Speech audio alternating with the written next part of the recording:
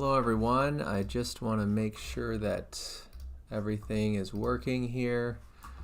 It's been a little while since I was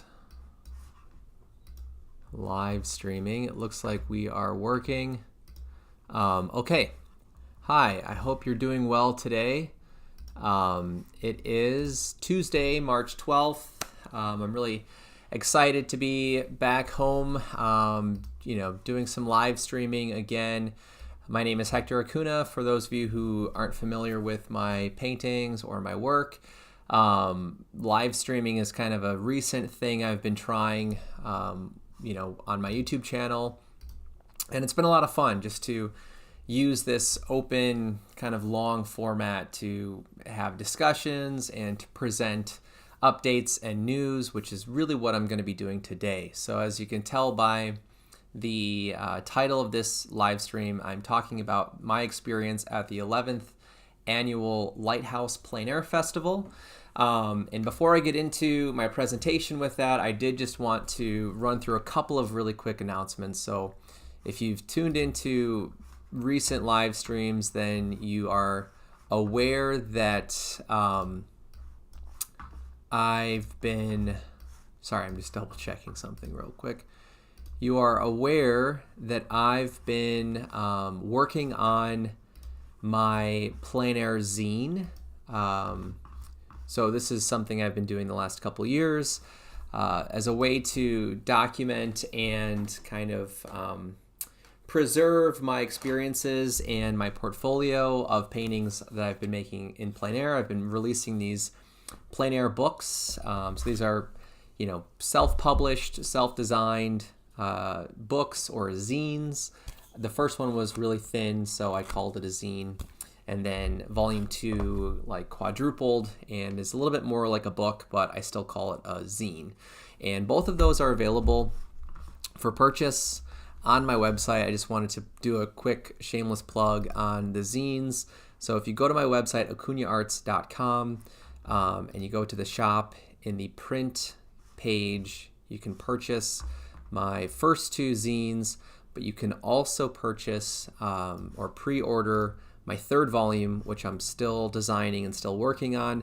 I was actually up until about 2 a.m. last night typing up some words for a few essays that I want to include in the 3rd volume, which is something that I've been really excited about and wanting to try out with this upcoming book, is that I want it to feel more like a more refined, polished zine. So it's going to have the full portfolio of paintings, and there's some process imagery, some frame building imagery. I might do a little bit of text on my frame building process. I'll talk about some of the tools I used a lot last year. And then like I said, I was working on these essays that are more about kind of the philosophy of painting in plein air and different lessons and ideas that I added to my work and to my process throughout the year last year. So that's something I'm still working on. It's taking a while. I just got back home a couple days ago from Florida, and I've started to kind of get back in the swing of things with my zine. So because it's not finished yet, you do have some time to still pre-order the 3rd volume. You can save $5 if you pre-order it, or you can pay the full $30 retail price during the pre-order window to have your name featured as a supporter or as a backer for the project. So I'm kind of taking a page out of the Kickstarter format and trying this backer idea. It's not really adding a cost to the price of the book, but for those of you who are interested in supporting the book and having your name listed as part of my community of supporters, it's kind of a fun way to offer that as a feature. So if you want to do that, you can just click on back the zine. It'll bring the price up to $30. So otherwise you don't have to back it, and you can save $5, and then it's only $25. But all of the information about the 3rd volume is listed here in my shop. If you have any questions, let me know. Before I get into the presentation, I also wanted to plug that some of the paintings that I'll be talking about during today's presentation are available. They were not purchased during the show, but they're still available. They're framed, looking for good homes, ready to hang. I've just earlier today added them into my shop. So these 5 paintings are of the 8 paintings that I made in Florida. So if you're interested, take a look. Prices for those start at $650. Again, these are framed, handmade paintings. Some of them are handmade frames. And they're just very personal and thoughtful paintings. I'm very proud of the paintings that I made in Florida. So if you're interested in adding to your collection or starting your collection, take a look at that part of my shop as well. This is in the plein air category of my shop at acunaarts.com. You can find other paintings available there as well. But anyway, I wanted to just mention this before I get into the presentation. Okay, so I think that's kind of it for my announcements. Just a reminder, I have a few workshops coming up this year with spots available, I think, at most of them still. The first one is in June, and that is going to be in Dubuque, Iowa. So if you live near Dubuque and you're interested in doing plein air painting or learning how to paint from observation, whether that's outdoors or indoors, my 4-day workshop with the Bluff Strokes organization is a really great introduction for anyone who's looking to either start their journey in observational painting or to sharpen and refine those skills. So I'm really looking forward to that workshop. And then the next one is in August at the Peninsula School of Art up in Fish Creek, the Door County Peninsula. That's also going to be a 4-day observational painting workshop. These workshops are going to be very similar in terms of content. So what's nice is that I'm offering this 4-day workshop format at 4 different locations across the U.S. So the first one's in Dubuque, that's in June. The second one is at the end of August, that's up in Door County. And then there's a 1-day workshop on Friday that's all about scaling up our studies to larger, more finished paintings. So that kind of applies to people that work, from photos, or if you work from imagination, or if you work from observation. I think those methods and tools will be very helpful regardless of the work that you want to make. And it's a 1-day workshop, so it's not as much of a commitment. It's also a lot more affordable. So check that out. That's in Door County. And then in September, I have a workshop planned for the Pacific Northwest Art School on Whidbey Island in Coupeville, Washington. So if you live in the Pacific Northwest and you're, again, interested in painting from observation, take a look at that workshop. It's a really great art school from what I've heard and what I've seen online. I'm really excited that I was invited to come teach a 4-day workshop with them as well. So, again, if you're in the western side of the U.S., especially the Pacific Northwest area, take a look at that listing. And then my last one that's currently on my calendar at the moment is in Tennessee, in Gatlinburg, at the Aramont School of Arts and Crafts, which is an amazing school, much like the Peninsula School of Art or the Pacific Northwest Art School, that hosts annual classes and workshops, and they bring in really talented and incredible instructors. And I'm very excited and happy to be included on their roster at all of these locations. So that's it for the plugs. Thank you for sticking with me through the first 8 minutes of the stream. Let's get to the fun stuff today.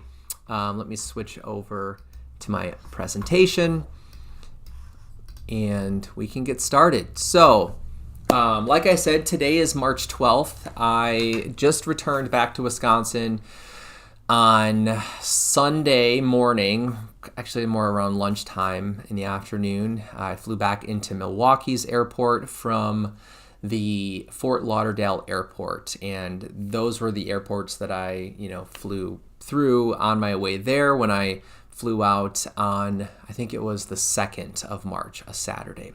But anyway, so I was gone for, about 10 days or so, and maybe 8 days. And I'm really excited to talk about this experience. It was a very fun and unique place to paint. It's a lot different than Wisconsin, with all of the palm trees they have down here and just the Everglades kind of landscape, and the obviously the like oceanfront beaches that they have in this part of Florida as well. So if you're not familiar, the Lighthouse Plein Air Festival is hosted by the Lighthouse Art Center in Jupiter, Florida, which is on the east coast of Florida, about an hour north of Fort Lauderdale, and probably about an hour and 40 minutes north of Miami, just for a little bit of a geographic context. And obviously this is the 11th year that they've had the event. To my knowledge, it's been a juried application process for most of those years. That's how the 11th year was. So I applied back in the fall, or maybe it was the summer, I can't remember now. And when I was accepted, I was super excited because I've heard really good things about this event. And, I've been lucky to meet a bunch of artists and plein air painters who have been at this event that had very, sort of high praise for how the event is run. And I was really looking forward to seeing how it was going to go. So I flew out of Milwaukee. I got to Florida and Fort Lauderdale, I think at about 4:30. And it took me like an hour and a half before I had my rental car from the airport through Thrifty. Then I drove up like the hour and a half drive to get to Jupiter, where my host Christine's home was, where I stayed for the week. And I was able to kind of unpack and kind of get ready for bed by about 9:30, which was good because I remember I felt a little bit kind of under the weather. I didn't feel sick, but I was missing a lot of valuable sleep the few nights before I flew out. So I was just doing a lot of last minute preparation.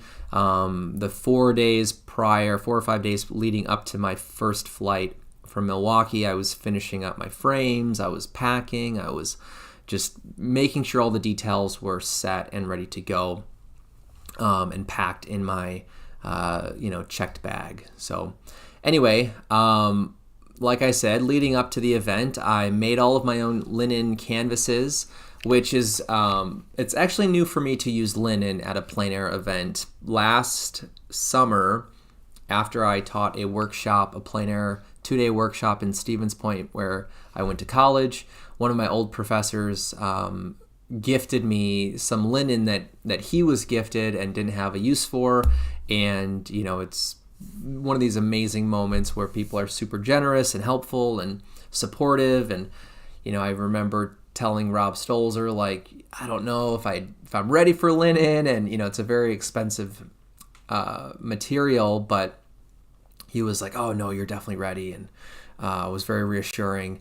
And, if you're kind of a new painter, or if you're not a painter, there's two types of textile surfaces that artists typically use, either a cotton canvas or a linen canvas. And the biggest difference between the two, outside of the price point, is that linen is a lot more archival. It's made from flax seed, so it's a lot stronger of a thread, and the weave is typically a lot tighter, making it a lot more stable as a surface for oil painting. So I've had this now for about 6 or 7 months, well, maybe 8 months now. And, over the fall and winter, I was starting to make some panels of mounted linen where I was gluing it down to birch plywood.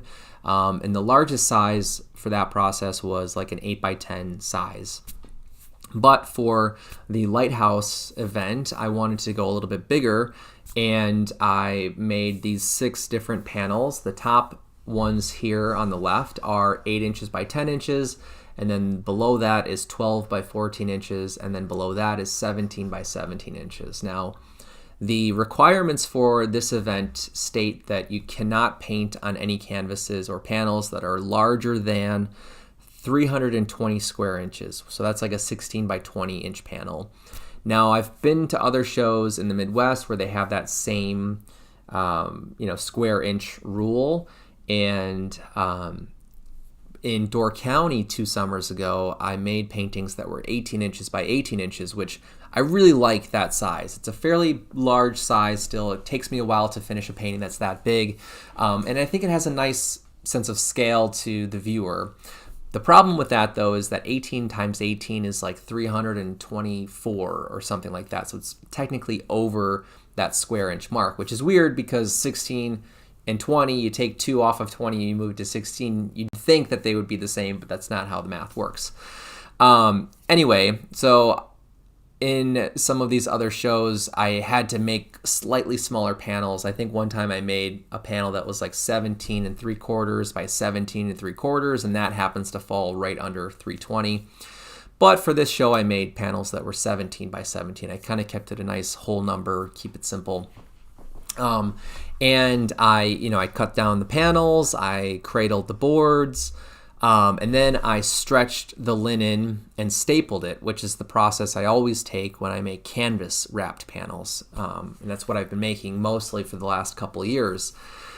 And you might be wondering why I like painting on a canvas. And the biggest reason is that I like the tooth and the weave of the canvas as opposed to a panel, especially a piece of masonite that is so slick and smooth. When you, at least for me, when I brush on the gesso and the primers, the lines from my brush are really hard to sand out, and it's hard to get a nice, smooth, consistent surface. And I've found with canvas that weave tends to break up some of those, brush strokes from gessoing. And on top of that, it gives the surface kind of this organic quality that I really like as well, whereas a flat panel, to me, just feels a little too slick and manufactured. But anyway, so I stretched this linen, and I put a coat of GAC 100 from Golden. This is the medium I've been using for the last 2 years as my sizing agent. The sizing agent is what you use to protect your organic substrate, whether you're using wood, paper, or canvas. You want to make sure that you're putting something down prior to your primer or your acrylic gesso. And that's something I've only started doing the last couple of years. I used to just put on acrylic gesso, sand it, and then work with oils on top of that. But the last couple of years, I've been doing GAC 100. I'll let that dry, and then I'll go on with 2 or 3 coats of acrylic gesso, let that dry, sand it, and then over the past year, I've been putting 1 coat of titanium oil ground by Williamsburg as my final kind of primer on these canvases. And the thing that happened that was a surprise and kind of frustrating during this whole process of making these 6 stretched linen panels is that after I put on that GAC 100, I let the panels dry, and the GAC medium ended up going through the linen in a couple of spots and drying to the birch plywood panel. And what happened is, as the linen then dried, or as the medium dried, where the GAC 100 cut through to the wood, that didn't release the linen. So it sort of glued down the linen in a couple of spots. And as the rest of the linen dried out, it created these little pockets and bubbles. And I've never had that happen before with this process. So, it was sort of like overnight I let it dry. When I came back to look at it in the morning, I was looking at the canvases, and they had all of these like subtle but very noticeable waves and bubbles in the surface. And I'm kind of a freak when it comes to surface quality of my paintings, and I couldn't just continue to prime the linen knowing that there were these big kind of gaps and air bubbles and air pockets. So I had to take all of the staples out of all 6 of these panels. Well, 4 actually, because the 8x10s are on, they're glued linen to panels. So it's these bottom 4 that I'm currently talking about. Took all the staples out, re-stretched it, and then it was fine. And I was able to start gessoing and then sanding and then doing the oil primer.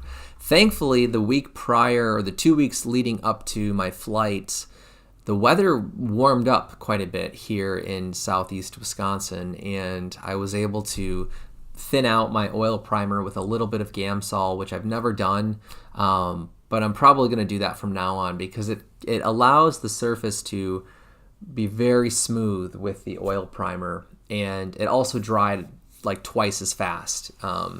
You don't want to put a lot of Gamsol. It's like a 5-to-1 ratio. So if you're using Williamsburg oil ground, just be very careful with how much Gamsol you're putting in because you don't want to dry out the oil and make that surface too brittle. But it worked out really well. I'm really happy with the surface quality of how they turned out. So anyway, that added an extra like 2 days of work to my calendar for the week, my schedule for that week, and just sort of pushed things back towards the end of the week of like the last week in February. Excuse me. But anyway, the other thing I was doing before I flew out was wrapping. So I was pre-framing all of my panels and canvases by attaching the frame to the back of the cradle of the panel. And you can kind of see that here. Let me see if I can zoom in a little bit. In this photo on the right, you can see where the plywood strip that is the bottom of my frame attaches to the cradle, which is kind of like this line here. It's covered by linen, but right underneath this strip of linen is a 1/2-inch strip of plywood. So I have these like 1-inch or 3/4-inch screws that go through the back of the frame into the cradle of the panel. And I use playing cards to space out the canvas in the frame, which is something that took me a very long time to learn how to do. I used to just try to hold the panel and attach the screws.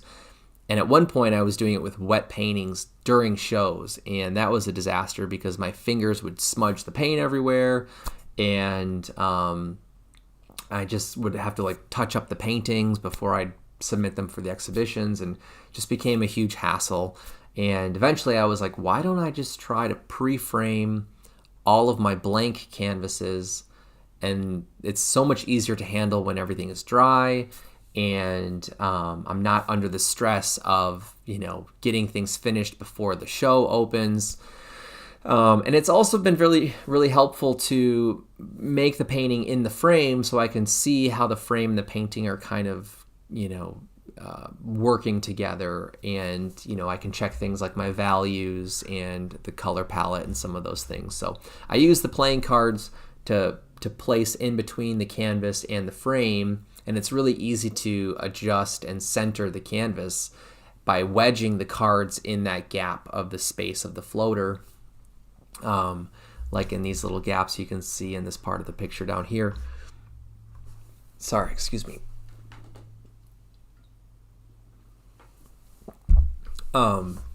But so I pre-framed everything. I wired all of the frames with D-rings and framing wire, signed the backs of the paintings with everything except for the title. So something else that I've been doing recently is attaching these printed certificates of authenticity. And if you're a collector of paintings, hopefully you have some of these certificates of authenticity from your artists that you collect or the galleries that sold you the paintings. The main reason for a certificate of authenticity is to identify and verify the originality or authenticity of an artwork by a certain artist. So what I've been doing is making these really simple half-page cardstock documents. As you can see, they say certificate of authenticity on them. I have a blank line for each of these different categories. So the first line is for the title, so then I can just handwrite all of this information at the show or prior, some of the information. So the first line is for the title. The second line is the medium. The dimensions is the third title or the third line. The fourth line is the year that it was completed. The fifth line is the price, and then I have a statement that says, this document certifies that the artwork described above is an original by Hector Acuna. I have my signature, my name, my website, down at the bottom. And then over here, hopefully you can tell, there's this little embossed logo symbol with my initials. And that's been a new thing that I started to incorporate at the end of last year in the fall. I purchased this little clamp paper embosser, and you can design like a simple black and white logo and upload it to this company, and you can buy your own little logo embosser. So I stamp all of these certificates with this embosser. It just kind of levels up the originality of the document, and I feel like it adds a nice little detail to an otherwise very simple and straightforward document. But those have been really fun to produce and to add to the backs of my paintings. I think it's a lot of fun when collectors flip over their paintings and they find this kind of cool little document on the back. So I pre-taped all of those to the back of the panels as well, and then I wrapped everything up and prepared to pack up my checked bag for the trip. So I only brought a backpack and a fairly large suitcase that I got used from Goodwill. It was an old American Airlines piece of luggage, and it's kind of a soft shell luggage suitcase, which I'm learning probably isn't the best type of suitcase to bring with me if I'm flying with framed paintings, because I'll talk about some mishaps that happened. But before I talk about that, this is a picture of, or a slide of my paints that I brought with me. A few of these tubes I did have to take out, probably like 5 of them, 5 or 6, just for weight. I had to pack everything up and then check my bag to make sure it wasn't over 50 pounds. And every time I fly out with paintings for trips like this, I always have to do like 4 or 5 different tests with the weight of my suitcase, because I'm always just over 50 pounds. And the last thing I want to do is get to the airport, be in a long line of people checking in my suitcase, and then it's 51 pounds or 50 and a half pounds. And I have to dig through my suitcase and take something out. And, if I'm catching a flight really closely, you just never know how stressful some of those things can be. So I was like at 49 pounds, I think, flying out from Milwaukee. And then I also have a couple other things here. Like, this was my clamp light that I brought with me. This is a piano practicing light. It's a really great rechargeable light. I've been enjoying it. It was only like $30 on Amazon. I've got some pencils, my sketchbook, my handmade little kind of haphazard cardboard brush case here. Typically, I use a PVC pipe as my brush holder, but I'm always afraid when I fly that TSA is going to think it's like a bomb or something, and I'll get dragged out of the security, and I don't want to deal with that chance. So I've been making these little kind of impromptu brush holders out of cardboard and duct tape, and honestly, they work really, really well because they're very lightweight. The way that I've been folding them into these weird trapezoid shapes makes the container fairly strong and reliable. So, this is what I use for my brushes. And then I have a few extra 8x10 panels, linen panels that are oil primed and ready to go. And then over here, I have a picture of my new wooden mast for my plein air easel. And I have a different mast that I've been using the past year and a half, but it was so long that it didn't fit in my suitcase with the paintings and the framed, canvases and everything for this trip.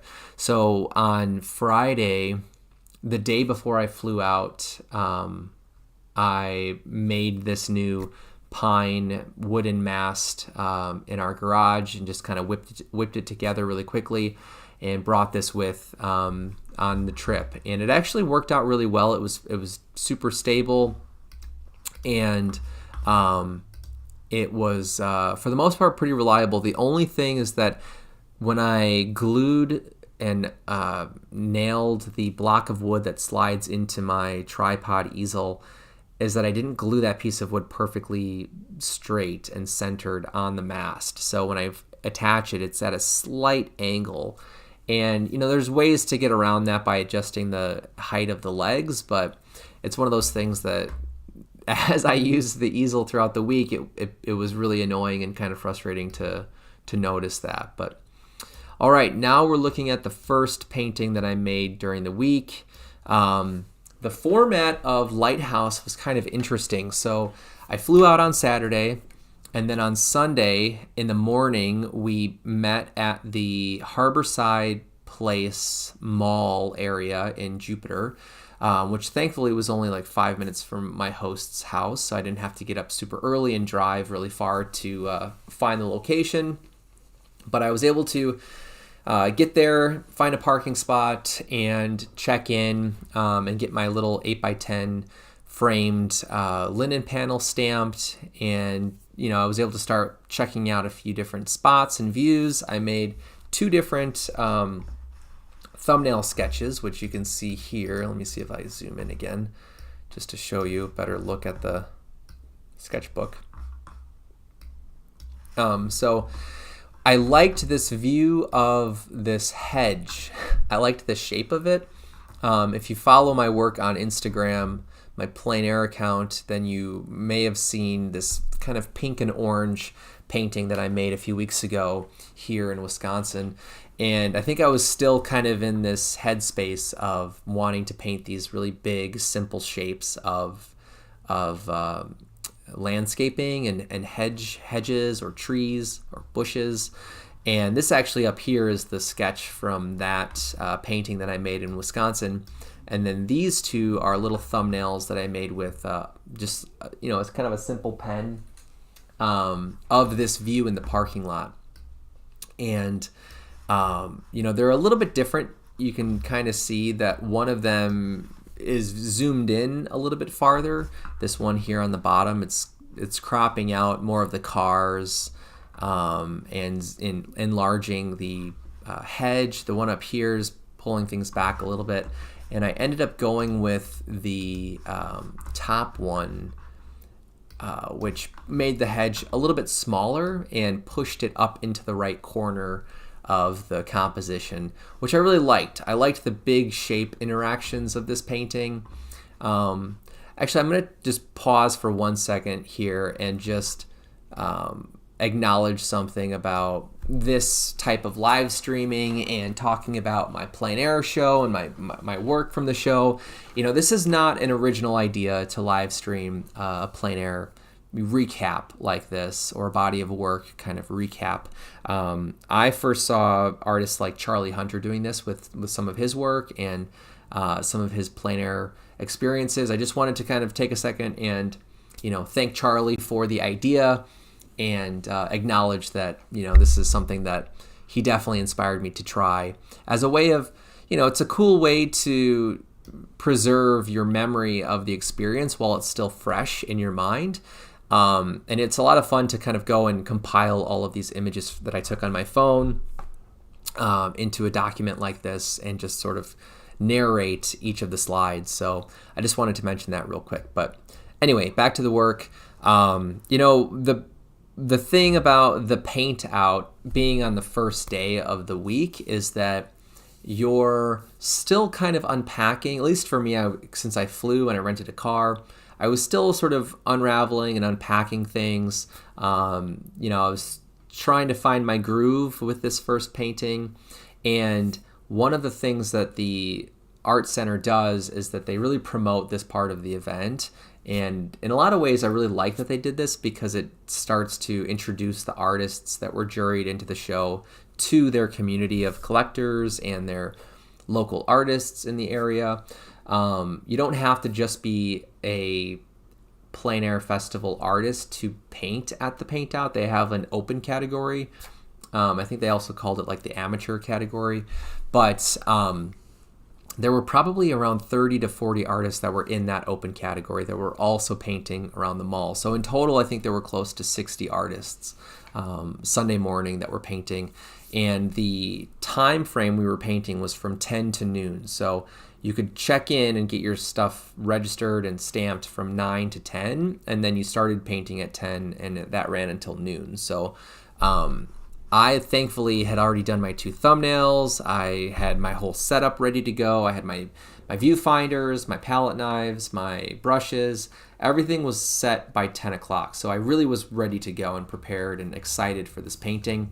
And it was nice to have the thumbnails just as a roadmap for the paintings, because during a quick paint, if you've ever been to a plein air festival, you know how stressful those parts of the event can be, because you're on this very real time crunch, and as many factors and variables that you can have resolved and kind of planned out, I think is better in my opinion. So it was really nice to have the value sort of structure figured out, the composition figured out, and then by the time I started painting at 10 o'clock, I had already looked at my color chart book, and that was something that was in this last slide here underneath my pencil case. So this black portfolio is full of like 16 or 18 pages of hand mixed color charts with my staple palette that I use. So what's been really fun for me when I go to an event,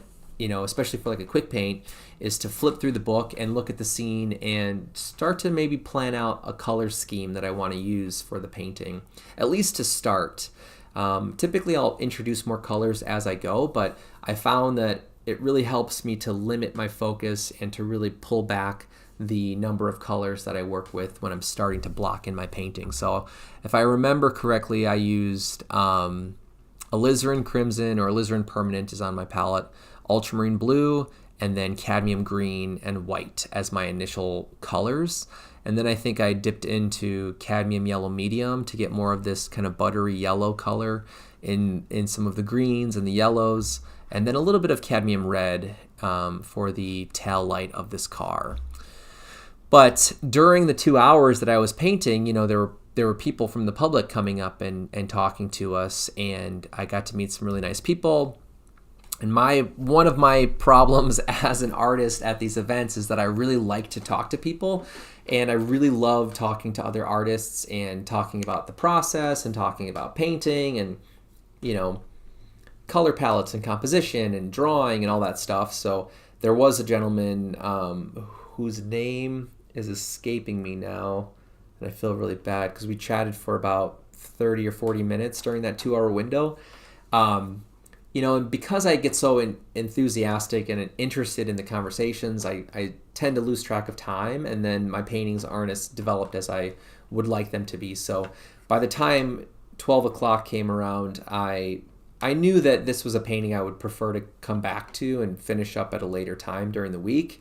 But from 12 until 12:30, or maybe 1, I can't remember how much time we had now. It might have been 12:30. We had to get over to this overhang area of the mall because it was raining. This was another issue that kind of slowed down the painting process, is that at one point for about 15 minutes, it downpoured over this entire area. Like if you were out in the open, you were totally drenched and soaked. And thankfully, where I was painting, behind where this picture is taken, there's this awning overhang of a restaurant that kept me dry and kept my painting dry. So luckily I didn't have to get soaked during that part of the day. But by about 1 o'clock, the storm had mostly passed and it was just a light rain, but it was still enough to push the rest of the event under this big walkway at the mall. So you can kind of see along the right and left sides of this tunnel are all of our paintings on easels, and we have our name tags and our handwritten like titles and prices and all that stuff. I was sort of sitting, I was ready to go once noon hit because I painted everything in the frame. I just had to write the label of the painting on the back, and I could have gone over and set my stuff up right away, but it was still raining pretty heavily from 12 to 12:30, and I was sitting there under the awning trying not to get wet, and I was just kind of like looking at stuff on my phone. I was following the Lighthouse Art Center's Instagram account, and I saw that they were already setting things up in this area, so I was like, oh no, I got to get over there and get my easel and everything set up. So I think they were starting to judge the paintings, and I didn't want to miss that with the judge that came through for the show.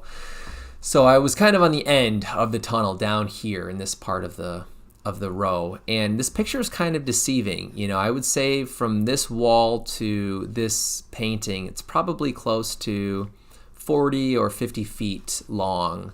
It doesn't look that deep and that long in this picture, but there was quite a bit of space. So so then the awards happened. I got to meet with some artists that I hadn't seen in a while, and it was a fun way to sort of kick off the event and kick off the week, and just get excited for painting for the event. So my painting didn't receive any of the awards, and it was not purchased, so I got to take it back with me, which, like I said, was kind of a good thing, because it didn't really feel resolved. It didn't feel totally finished, and there was a lot more I wanted to do, so I got to take it home.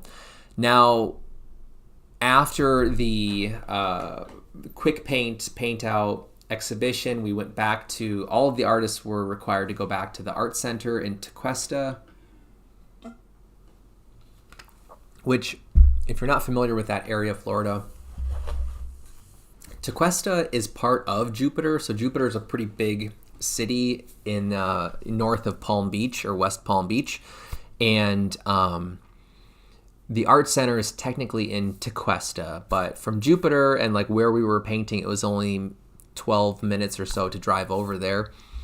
And we had our orientation. They had some pizza and salad for us, which was really nice. The salads were really, really good.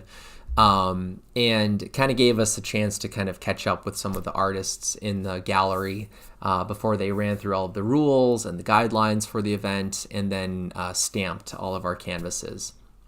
Now, I had unwrapped some of my paintings and frames by that point, but my two 17 by 17 inch frames, they were wrapped with kind of a green plastic wrap, and cardboard and a little bit of bubble wrap. So it looked like they were still okay when I first opened my suitcase.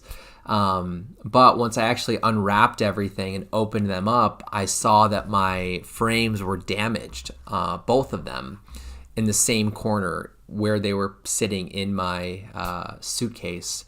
My theory is that TSA, either in Milwaukee or in, I think I was in Boston? No, O'Hare. So I went from Milwaukee to O'Hare to Fort Lauderdale. Somewhere along that journey, the TSA agents just chucked my suitcase, or they threw someone else's suitcase on top of mine. And I think part of the issue is that I had my 12 by 14 inch frames sitting on top of my 17 by 17 inch frames and canvases. And I think when any kind of weight fell on my bag, all of that force transferred to the 12 by 14 paintings, which then probably pushed awkwardly on the bigger frames and canvases. And I think that's how they got broken. I don't think, it was from slamming the side of my suitcase into something else. That could have been what happened, but it seems more likely that where the plywood cracked in some of these spots, that's probably where the 12 by 14 inch paintings were sitting on top of those frames. So obviously I'm sitting in the gallery trying not to freak out, because I'm like, oh my gosh, I just spent 30 hours making these frames and canvases, and now they're totally busted, and I've never had to perform a surgery on a frame before, so I didn't know what to do. I didn't say anything to anyone because I was afraid it would just create this big awkward moment and just make the whole thing worse. And I was like, I'll just figure out what to do once I get my stuff stamped, and I'm just by myself. So I just got all of my stuff stamped. I left the gallery, and then I got in my car, and I was like, okay, maybe there's a hardware store close by, and they might have some kind of a wood filler or some sort of bonding material that can fix this. Because the good news is that the pieces of the frame, they weren't loose, right? It wasn't like things were kind of shaking and bouncing around. Everything felt very stable. The only problem was that, there were these big noticeable gaps, and you can kind of see on the right the the amount of space in this one corner that was revealed. So the glue separated and created this gap in the corner. And on one of them, the splines, the little pieces of wood that I fit inside those two slots that I make in the corners, that usually helps reinforce the frame, but it wasn't enough to, protect itself from the TSA people. So you can see where even those splines separated a little bit here as well. So anyway, I went from this very optimistic, excited, headspace immediately into like panic and frustration and just feeling, disappointed. I think that the, not really getting my painting where I wanted it to, and dealing with the rain and then dealing with the frames like this, it just felt like kind of a bummer way to start the week by this point in the day. And, we broke away from the gallery at about 3:30, 4 o'clock. So you still had 4 hours or so to start to scope out some spots. But I spent the rest of the day just kind of dealing with the frames and trying to figure out what I was going to do for the frames. But I ended up talking to some of the employees at this hardware store, at the Ace hardware store, and they recommended this plastic wood filler. And I've never used this stuff before, but what I liked about it is when I was reading the can, it said that it was shrink and crack resistant. Now that was the thing I was most concerned about, because I've used like this material before. I've also used this material before, and both of those I've had issues where it dries out and it shrinks and then it kind of separates from the wood. And these gaps were pretty big in my frame. So I was like, I need to find something that's going to be really durable and that's not going to shrink or crack. And this stuff ended up working out really well. And I was able to, with a glove, just kind of rub it into the cracks and fill it in. And then sand it smooth before painting the frame with some oil paint. And I'm pretty happy with how they turned out given the circumstances and the limited time and tools. But it's something that I'm hoping never happens again if I choose to frame my canvases and ship things out with me on my flight. It's hard because, when I went to Texas in October, I shipped all of my stuff pre-framed just like this with heavier, wider frames actually, so they were really heavy, to Texas, and I spent I think a round trip shipping, it was $400 in shipping, and that was a lot of money that I had to make up at the event and just ate into my costs for just participating in the show, right? So this time around, I was like, I'm just going to bring stuff in my suitcase because it's only $30 to check a bag. Now, everything I do, it's like I learn something new or I learn how to improve the process. So like I said earlier, I think the lesson in this is to just find a suitcase that's more of a hard shell suitcase that's going to, stand up against really getting thrown around by the TSA agents. So that was the big lesson that I learned here. But we might be able to see some images. I can't remember the rest of the slideshow right now if I have images of how the frames turned out. But, if you look really closely, you can tell there's some imperfections now in the frames. But for the most part, all of the gaps are sealed and smooth and then painted. So it's really, not that noticeable. So I'm pretty happy with how that turned out. And this was something that I fixed throughout the week. I didn't do this Sunday night. I ended up putting the first layer of the filler on Monday, and then sanding it. And then I was worried about it being really smelly. I didn't want to do it in my host's house or in the car because I was going to be driving around a lot during the week. So I waited until I'd found a location where I was going to be painting for a couple of hours, and then I filled everything in and sanded it and just allowed everything to kind of dry in the open air while I was painting. And honestly, it didn't smell that bad, and it dried really, really quickly. So it worked out in the end. But so, all right, Monday. This is the first full day of the week. I was hearing from some of the artists that there's some really interesting architecture and harbors and just, areas full of character north of Jupiter, in cities like Port Salerno and Stuart. Now, Jupiter is here. It's, probably about 20 to 25 minutes north of West Palm Beach. And this whole stretch, from what I was told, is pretty polished and fairly gentrified and just really clean, and everything's pretty slick. I didn't really get to see Palm Beach during the day because I flew in and it was already dark by the time I was driving up to Jupiter from Fort Lauderdale. But the Jupiter area also was pretty kind of, I don't know, just very new, and everything had a very clean freshness about it that to me wasn't that interesting or inspiring. So on Monday, I decided to drive up to these two areas and sort of check things out. And actually Sunday late afternoon, I did drive around up to Hobe Sound, but I think I turned around and came back to Jupiter before I went up any farther. Hey Jane, thanks for tuning in. I'm just checking the chat here real quick.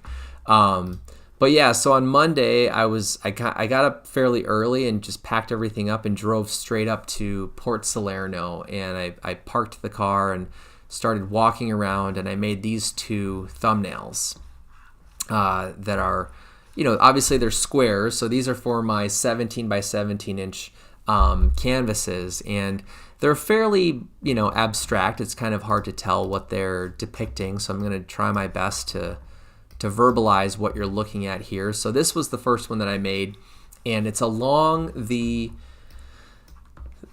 map that I have is too wide. You're not going to be able to tell on the map, but there's this area called Manatee Park, which is a harbor in Port Salerno where a lot of boats sort of sit. There's a lot of docks that have public access. It's a spot where a lot of artists have painted for the event. And that was kind of the first place I went to on Monday. And so I parked my rental car and I started walking around, and I really liked this section of a dock. So what you're looking at is kind of like a driveway type of, concrete runway. This shape on the right is basically a shipping crate, so a very large metal like shipping container. And then this diagonal and these verticals here are like a kind of like a garage port that people install in their driveways, these like pavilion looking metal garage ports. So they had one of those over this dock, which had a bunch of equipment and construction materials because they were rebuilding these docks during this week that we were there. And I just liked the big shapes of this view. I liked the negative space in the overhang. You could see some of the boats way off in the distance here. They had planks of wood kind of in the foreground. So I thought, this would be a pretty dynamic composition. There's a lot of moving pieces, and it just felt very active with some really interesting leading lines to force the attention of the viewer to this distant upper left corner of the composition. So this was something I was considering. And then they had a sign that said "Caution, Manatee Area." So I was already thinking maybe that could be like the title of a painting, or at the very least it could be a focal point in the painting. And then over here, what you're looking at is a cropped view of a palm tree with two trunks and some of the big leaves of the palm tree kind of in shadow. So this is all backlit. And so the tree itself is fairly dark, and it was the closest thing to me. So the value of it was the darkest thing in the view. And then this rectangle shape here is part of a wall that's probably about 30 to 40 feet away from me from where I was standing. And this triangle shape is the mast of a very large boat that was being worked on at this repair shop. So what I liked about this shape here is that this wall was painted red, and it said Phil's Motor Repair on it. And I just liked the text that it had, and the boat was kind of a bluish gray color. And there were even some small buildings behind the boat that were far away. So they're pretty large buildings, but it would have given the composition something to really push the attention of the viewer back in the distance. So there was this interesting sense of depth in this composition too. And I actually decided to not go with either of these compositions. Instead, I walked really closely up to this little wall of the motor repair shop, and there was this overhang on the end of it that was kind of like, another little garage port type of structure. And I really, was drawn to the big negative shapes and the high contrast of sunlit areas to, foreground areas that were in shadow of this view and this composition. And because by this point I had already walked around the area for about 30 minutes or so, I was starting to get nervous about the time and how much time I would have to start one of my large paintings, because by this point I had already patched up the frames. I was walking around with my viewfinder. I did these 2 thumbnails. I think by the time I picked this spot, like 45 minutes had probably passed since parking my car in this parking lot. And what I ended up doing was just starting the painting by looking at my viewfinder. So I didn't really have time to make a sketch, like a thumbnail drawing of this view. I just sort of trusted that this was going to work as a composition. So you can see, like, these are the pages that I was just showing you, and these compositions are for a different painting that I'll get to here pretty soon. But so I just kind of jumped right into this painting, and I knew what it was about this space that I was going to like and that I thought would work well as a painting. I mentioned the negative space. I mentioned the high contrast. I also really liked how warm the shadow foreground area was in this view. You can kind of see that there's this piece of machinery here that's kind of like a little forklift. I don't know if they use it to move boats around or motors or parts of boats, but it's probably as tall as I am, maybe a little bit taller. And it's just it's a very architectural, geometric piece of equipment. So it's hard to really know what it is. And I kind of liked that ambiguity of it, like that it created this mysterious, almost like figure, size, form, and subject within this view. And I liked the kind of like thresholds of space between that form and the architecture around it. Like, I liked the distance here in the composition. I liked the thin space at the top of the composition of this object, and then these like kind of geometric little pockets of bright negative space. So that's really what caught my eye when I was walking up to this fence. The other thing that was kind of nice about this location was that I was somewhat in shadow because of the overhang of the building. Now, I mean, the roof itself is maybe 10 feet tall, I would say, maybe 9 feet tall. It's not very tall. So the sun is all backlit, behind this roof, and it moved across kind of in this direction throughout the day. So the good thing was that it didn't move behind me and overhead. It moved sort of across my view from left to right throughout the day, which also helped kind of keep things from changing too drastically in terms of the directions of shadows or the intensity of the light. So it worked out really well to work from this location throughout the week. So this is where I ended up after the first session, which probably was like a 2.5 hour session if I had to guess. You can see I'm really focusing on some of the big shapes in the composition. I'm trying to block in some of the smaller details that I was drawn to as well, like little bits of the boats, obviously this forklift, piece of machinery, this little motor, and then everything in this pocket of space, which to me right away was the focal area. That's the thing I wanted your attention to go to as a viewer, partly because there's a work van. You can kind of see it in this photo that I took. There's this work van that kept moving while I was painting because they would run out and do errands and come back and park it in a kind of a different spot. When I first got there, this is kind of I'm trying to remember now. I think when I first got there, it was parked more like how the van is in the painting. It was in front of another van. There were these two parked kind of at the same distance from left to right. And then they both sort of moved throughout the day. And this is kind of where it ended up after that first session. So what I liked about the van is that it had this minty seafoam green stripe right down the middle, which was one of the only areas in the view that had that color. So it also added to this this variety of difference for a focal area, right? Another reason to stand out and be different among the context of the painting. So when I walked up to the fence and I saw the van with that color, I was like, that would be a really useful, color and element to draw the eye to an area that I'm already very interested in. There's this interesting overhang here. I like the way that the space is kind of cut almost like a Pac-Man mouth with this triangle. And then to have this green stripe, especially the height of where it's located, kind of in the middle of this space, this vertical space here, that green stripe was really well placed. And actually, to be honest, I remember talking to an artist when I was starting to kind of block things in and I was like considering this as a location. And I remember saying, I like that green stripe right there. And then I started painting, and I remember that the vans were moving. And at one point they came back and they parked where there was a little bit of space to the left of the vans. And I liked that a lot more because it was easier to tell that it was a vehicle.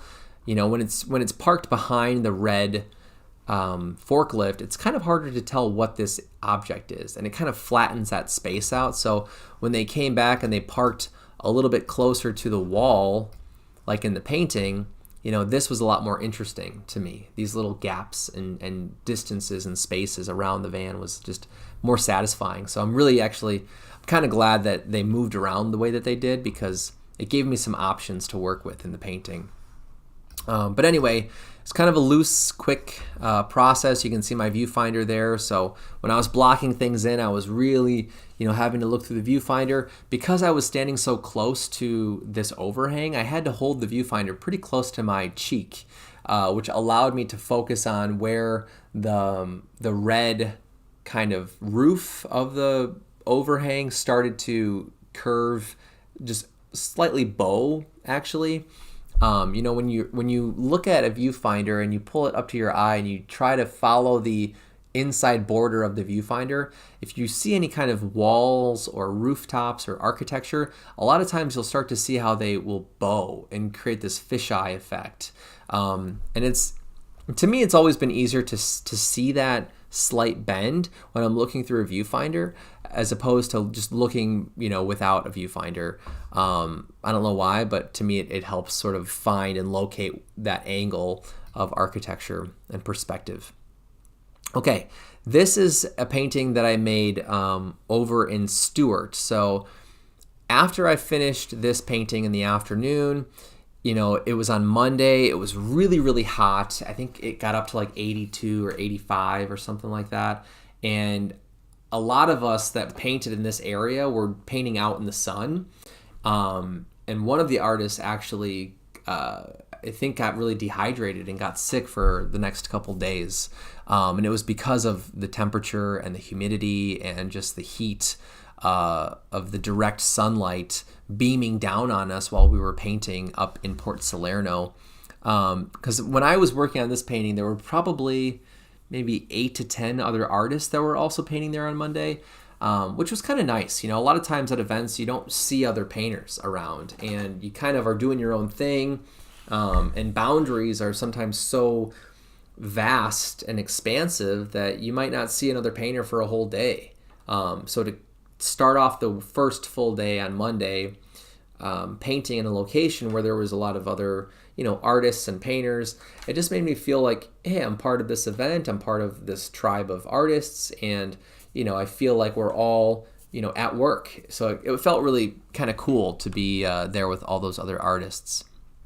So it got really hot. I remember I went to a park and used a restroom and sort of took a break from the heat. I sat in my air-conditioned car for like an hour, And I just kind of started to drive around, and I wanted to explore other parts of Port Salerno. I ended up going up to Stuart because from Port Salerno, Stuart was only like 15 minutes north. So it was really easy to go from one city to the other. And when I was in Stuart, right away, when I drove into town, I was like, this area is really cool. There's a lot of interesting buildings. The streets that are off of the main street are full of these really beautiful kind of gaps that reveal the ocean and just kind of this beachy atmosphere that Florida is known for. And this was a painting that I made on this view, which was off of, I think this might have been on Seminole Street, which is sort of like the last street before you hit the very eastern side of Stuart. So it's right off of the water. And there was this hotel type of building here that was being renovated. So it was an empty lot. And I parked on the street, but then I was able to just sort of walk over and paint this view as the sun was setting. I wish I had a picture of this space while the sun was like cast across this building, because it was really cool. And there was this really beautiful kind of salmon orange glow on the very distant edge of the driveway here. And then obviously there were things, these different posts and docks out on the water that were also sort of reflecting the warm light of the afternoon. So those color contrasts against all of this blue and like violet backdrop was really satisfying. And this painting actually started off really different. I made these two thumbnails that we can kind of see here, just slightly shifting the perspective and the proportions, right? So in this one, this wall, this sort of brick wall, it's a bit more straight and moves from the foreground to the background in more of a vertical kind of angle. There's a lot less foliage that's being shown. It has not as dramatic of a leading line to the horizon. So I wanted to try a second one where I could see more of the, the foliage and the driveway, and just pull the diagonal a little bit farther out into the center of the composition. So I'm really happy that I did that, because it also kind of pulled back the view a little bit more. So I was able to show the top of this hotel building in my sketch, which, as you can see, a lot of that ended up getting cut off in the final painting here. But once I had the sketch done, I think I probably started painting at like 4 o'clock, maybe 3:45 or 4 o'clock. And I had picked a palette, a limited palette that was, I'm forgetting the colors I picked, but I mixed up like these 3 different colors that really weren't working well. I think I had kind of I think it was like a phthalo green and alizarin, and I just created this like muted gray scale between the two. And I tried making a painting with those colors, and I was gonna, again, I was sort of thinking about that orange and pink painting I made here the week before I left, and I was really satisfied with how that painting turned out. I wish I would have brought it into the presentation, because I've talked about it multiple times now, but you can find it on my website if you're curious. Actually, let me just do that real quick, since I can get to my website, just to show you the painting I'm talking about here. So let me see, is it in here? Oh, see, here I am promising to show you something, and I think I actually just took it out of my shop as well, because it was available in my shop for a while. All right, anyway, got sidetracked, didn't work. Let's go back. That failed. So anyway, I really was wanting to try like these limited kind of fun, unique color schemes and color palettes, and it wasn't working. So I had to wipe everything off after painting for like 45 minutes, and by that point, the sun was starting to set a little bit more, and I was starting to see these really beautiful glowing areas of the view. And I thought, you know what, I'm just going to try to get more of an accurate sense of color in this painting from observation. And I sort of justified it by saying, this is my first time painting in Florida. I'd rather have a couple paintings where I'm really just trying to study the light and the atmosphere and the color properties. So I'm really glad that I shifted gears and I started to go for more of a naturalistic, accurate color scheme here. So some of my favorite areas of this painting are the really intense saturated color contrast. So this violet and orange relationship here I really like. I like these very bright graphic highlights in the, like the, what do you call it? Like wood shavings under these bushes here. I like the texture of the impasto little marks and shapes in the tops of the bushes. And then also, like I was saying before, I really like how the glowing, warm, vertical, posts in the water turned out against the blue. So it's a painting that I'm really happy, with how it turned out, especially since it started in kind of a rough, experimental approach. It was definitely saved, and I'm glad I sort of stuck it out and just try it again. Because otherwise I was like contemplating maybe I should just leave this spot and go find something else to paint. But, it was the end of Monday, and we really only had Monday, Tuesday, Wednesday, and Thursday to paint. So I was nervous about not getting enough painting started, fast enough, especially because it looked like we were going to have some spotty weather throughout the week. So, this was a one session painting that it worked out in the end. And, so it's 10 inches tall by 8 inches wide. And this was one of the 3 paintings that currently is in a private collection now. So I was really happy that it sold during the reception. All right, and then that's how I concluded Monday's painting adventure. I'm pretty sure Monday night I also had hit up my first taco spot. And one of the things I did when I came into town in Jupiter from my flight from Fort Lauderdale was I stopped at a Publix grocery store. I picked up a bunch of non-perishable foods. I spent like $80 at the grocery store getting, tuna and V8s, some gluten-free like chips and stuff like that. I flew out with a huge bag of trail mix, and I picked up some beef jerky. So I knew I had food that was going to last most of the week, and especially if I was out painting for hours and hours and hours, it's nice to have all of these non-perishable foods to not have to worry about getting hungry and having to pack up and go get food. Being hungry and trying to paint at an event is like the worst combination. It's like being really tired and trying to paint during an event. So I've learned it just makes more sense to swing by a grocery store and pick up these kinds of snacks and carry them with me throughout the week. So by this point, though, I had already snacked on a lot of just like dry foods and beef jerky, and I wanted something, kind of hot. So I stopped at a taco place in Stuart on my way back to Jupiter that night. And I also was trying to find a nocturne subject in either Stuart or Port Salerno on Monday night, and didn't really find anything that I liked. I'd finished that last painting, the sunset, or that Stuart sunset painting, I think probably by like 7 o'clock, so I was able to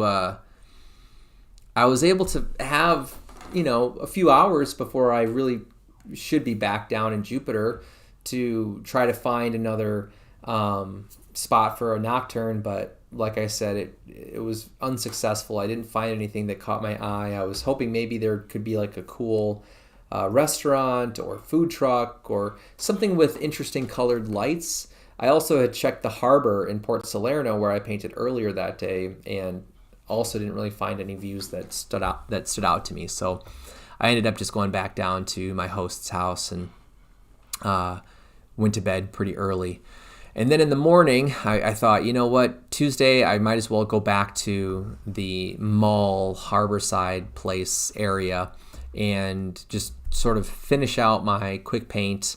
So I knew that it was going to be fairly, similar lighting conditions that we had on Sunday, and that would be the right time to get back over there and finish up this little painting. So I went back and painted for maybe an hour to an hour and a half and ended up with this result. So it didn't change very drastically during the second session, but I feel like it just became a lot more filled out and kind of resolved, I would say. So, if I look closely here, you can see where I had added quite a bit more variation in shape, in the directional line, in the variety of the green hues. There's some cooler greens, some warmer greens. There's some more range in the value spectrum in this bush as well. And then I also reworked a lot of the surrounding area too, and I had repainted a lot of the road. The whole shadow and like sunlit area was repainted. So I just tried to get a little bit more physical paint down on the surface, and I'm much happier with how it turned out after that second session. I like some of the experiments that I incorporated in that painting. I felt like, this simplifying of information and just pushing things into bigger shapes that were more of a wash, thinned out paint consistency that would complement the more buttery, thick impasto areas. Just gave the surface this really satisfying sense of variety, and it gave me something else to sort of move the eye around the painting with. So I like that everything's sort of pushing us up to this top right portion of the painting. The shapes are getting smaller and more graphic and flatter. I like that most of the shapes have kind of this sharp graphic quality.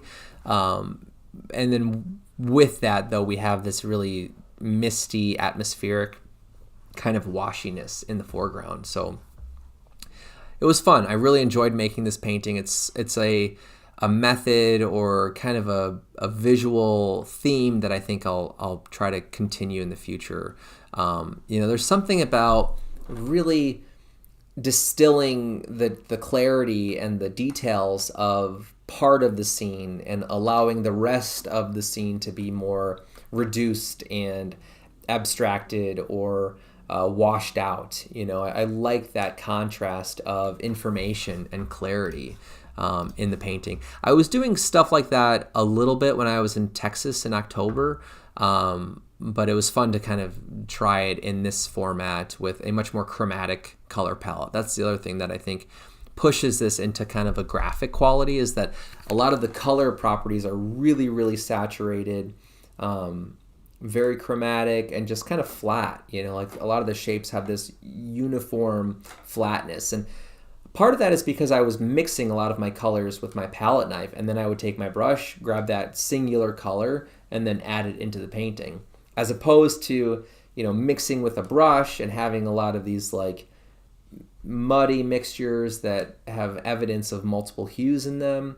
Sometimes I'll do that, but for this painting, it was a lot more of the former process. Okay, so this is all Tuesday still. So I was done at the Harborside Place by about 9, probably by like 9:45, maybe 10 o'clock. And I was like, this is perfect. I can drive up to Port Salerno again, and I can work on my first sort of big painting.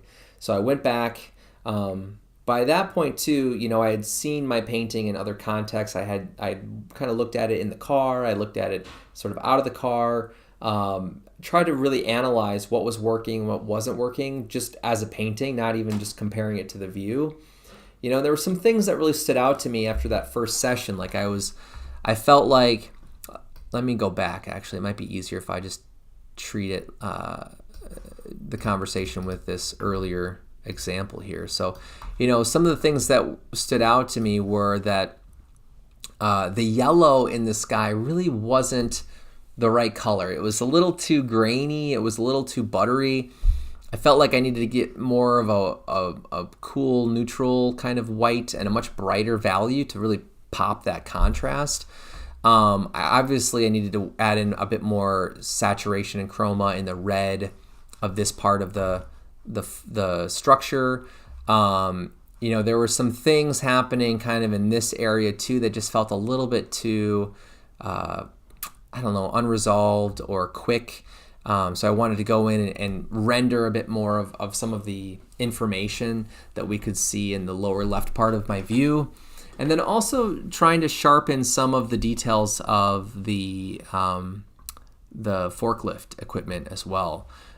So those were some of the initial things that I wanted to work on, and then just trying to sharpen some of the details and the edges of my shapes. There's a lot of rough paint handling happening in the first session, so I wanted to go back and start to push some of the variety of edge a little bit more by sharpening some of those interactions between colors. So I returned at about 11 o'clock, started painting for a few hours, and I think for a lot of my sessions on this painting, I would paint from like 11 to about 2 o'clock, maybe at the latest, maybe 10 to 2, like in those hours. And what's interesting is that typically you don't want to paint during that time period in the day because the sun is moving, so much between those 4 hours. And like I said earlier, because of where I was standing, a lot of the shadows didn't really move that much from my vantage point. Everything was kind of backlit, and it was just slowly shifting across the sky. So some of the shapes of the shadows maybe moved, but like any plein air painting, really what we're doing is determining what to preserve and what to really capture as things are changing. So, at some point I just committed to some of the shapes and the shadows and some of the intensities of the light, because that was something that also fluctuated quite a bit while I was working on this painting too, is that the clouds would come and it would sort of weaken the contrast of the light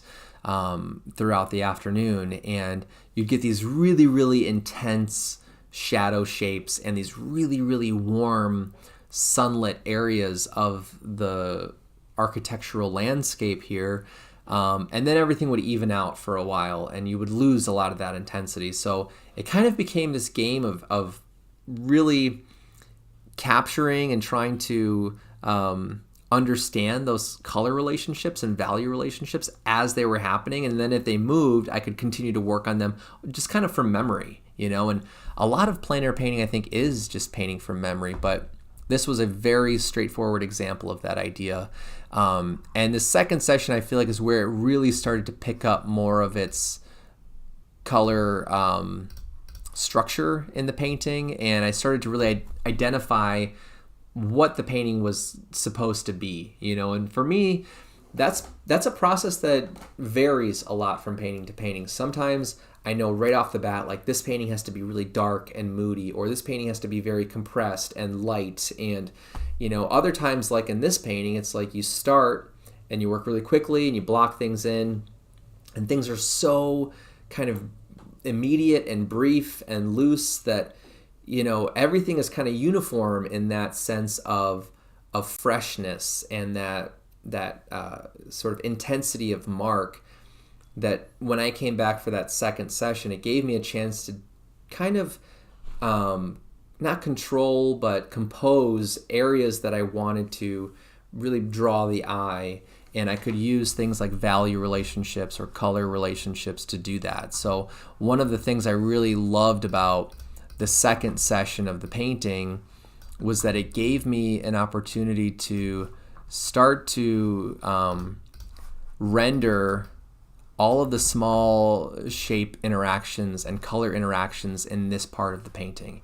So there were a lot of really beautiful temperature shifts and contrast, right? So we have these rim lights on parts of the architecture, on the van, these very cool shadow areas, these sort of ambiguous flat planes of architecture, maybe hints of striping on the awnings, things like that. So it became really fun to go in and shift my focus from the whole to the parts, right? And a lot of times that's what we're always doing, is moving our focus from pieces to the whole of the painting. And The second session of this painting is where I felt like I was really starting to kind of cook, and I was really starting to get somewhere, and the painting was starting to kind of reveal itself to me, and steer the process a little bit more. So I felt really good about the second session. It was at a point where I was like, I'm pretty happy with where it's at, but if I have the time, I'd like to just do one more session with it. And again, this is on Tuesday, and I knew that Wednesday was going to be the worst day for weather. Like all week, it was showing Wednesday as like raining all day, storms. It was pretty clear that it was probably going to be crappy weather on Wednesday. So at this point, I was like, Thursday is my last day to really get up to Port Salerno and work on the painting. So I was already in the back of my head thinking, I like where it's at. I'm probably going to come back on Thursday. And I felt pretty good about that. I felt like I have the time. I'm not feeling rushed. I'm not feeling like I have to just sort of finish early and convince myself that it's where the painting should be, and that's something I've gotten better at over the past year when I'm at an event is trying my best not to, call it quits too early when I know deep down, like this painting just needs some more time, like it's close, but sometimes you need that last session to add the last like 5% of the information that pushes it into that like finished, fulfilled, realized kind of category. And then I also have a few pictures of my palette while I was finishing some of these different paintings. So this is a look at some of my color mixtures and how I was organizing and arranging some of my colors on my palette. I'm just going to close our blinds really quickly here so that I don't have this crazy lighting. It's beautiful outside today. If you're in Wisconsin, hopefully you're enjoying this weather as well. I think it's like 65 degrees, so I'm going to try my best to wrap things up here pretty soon so I can get outside and enjoy the weather. But anyway, this is kind of how I set up the pools of my palette. You can see I was bringing in a lot more intense yellows and violets and greens and the red of that strip on the top of the wall. So again, it's like part of what I was doing in the second session was cleaning up those edges of the shapes, right? And getting some more explicit relationships of my shapes.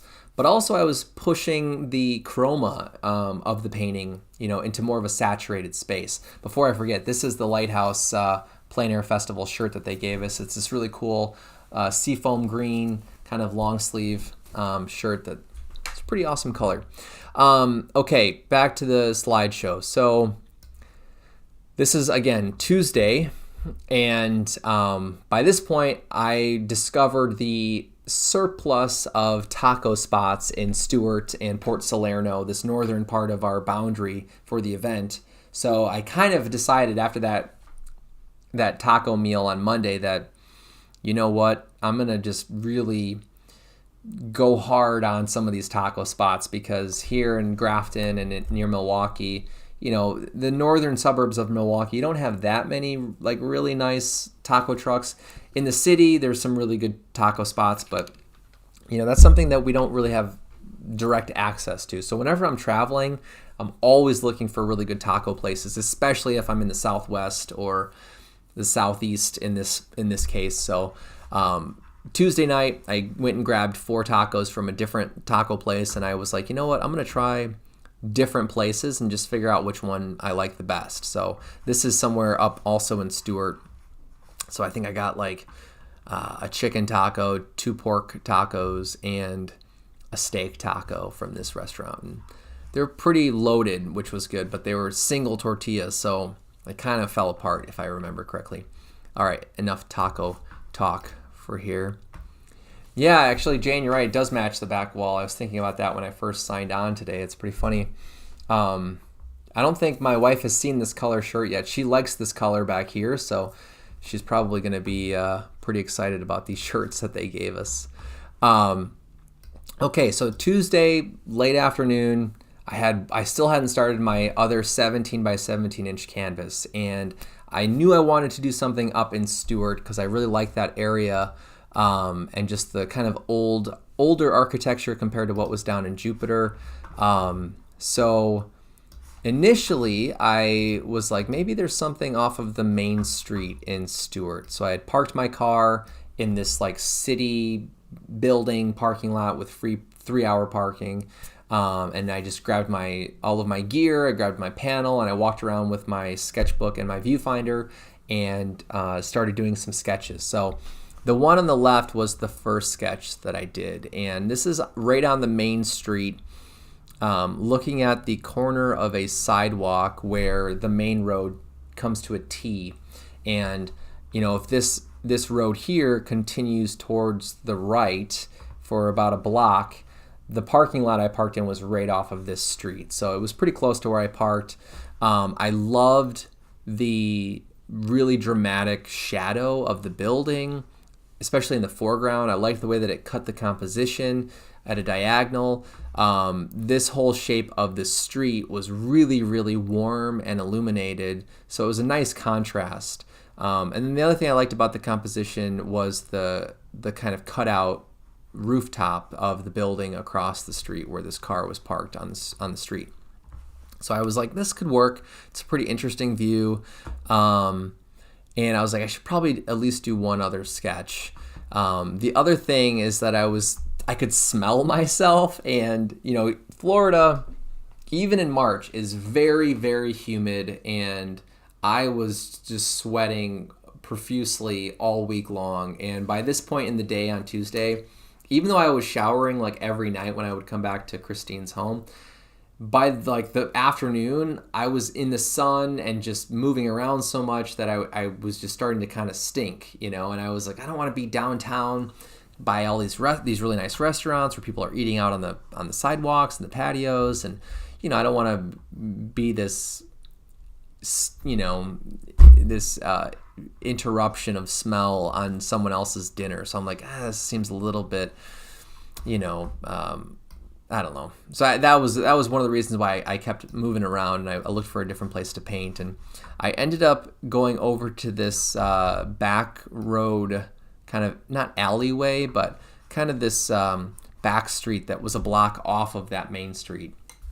And actually, I walked past this corner before I went and I made this sketch that I just talked about.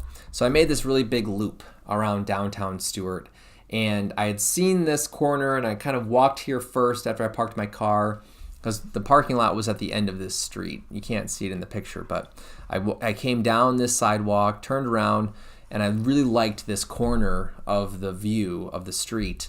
And I looked at it and I was like, that would be a pretty cool painting. But I was like, I should check one more place and just have an option before I commit to this. So that's when I went out and found the street view of the main street, and determined that I was too smelly to paint there.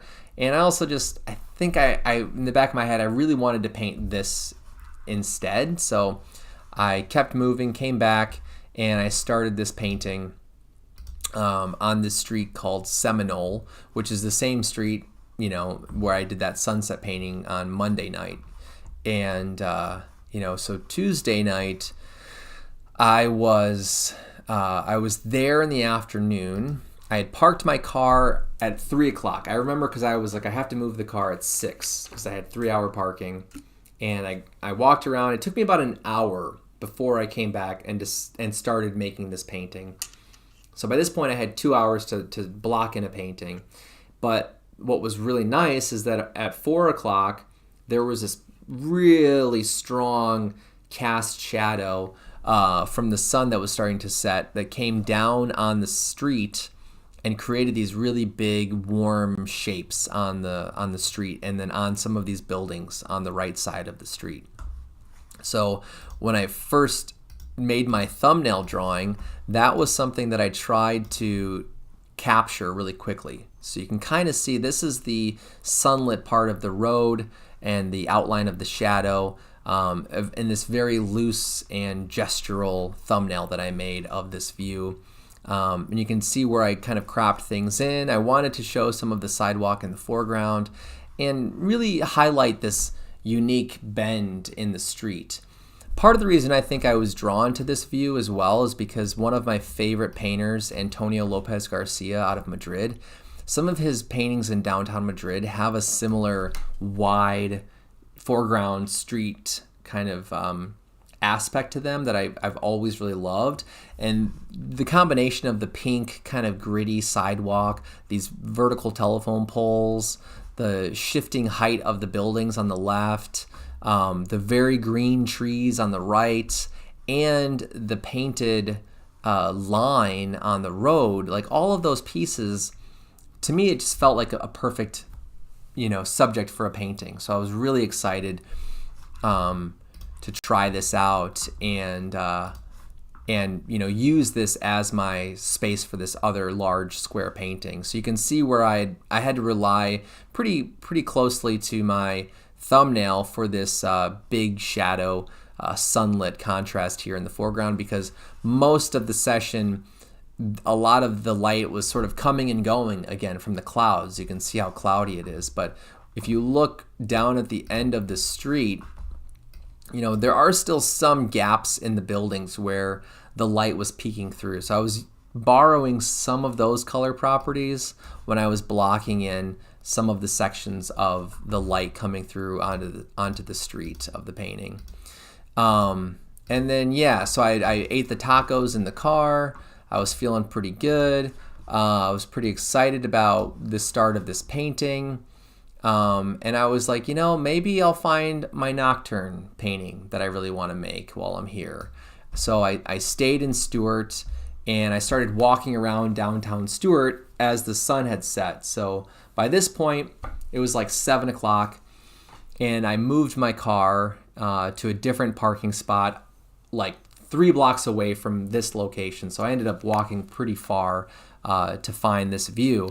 But as I was walking around, I found this inn called the Old Colorado Inn, which had a few bedrooms illuminated, as we can see. And I had to adjust the brightness of this photo to show you, what the architecture actually looks like on this building, because in the original picture I took, everything is really compressed. It's really dark and hard to really understand the space. But this vantage point of where I took the photo, this is kind of where I was thinking about making my painting initially. And I ended up having to change. I set up my easel. I was looking through the viewfinder. I started sketching in the big shapes of the building.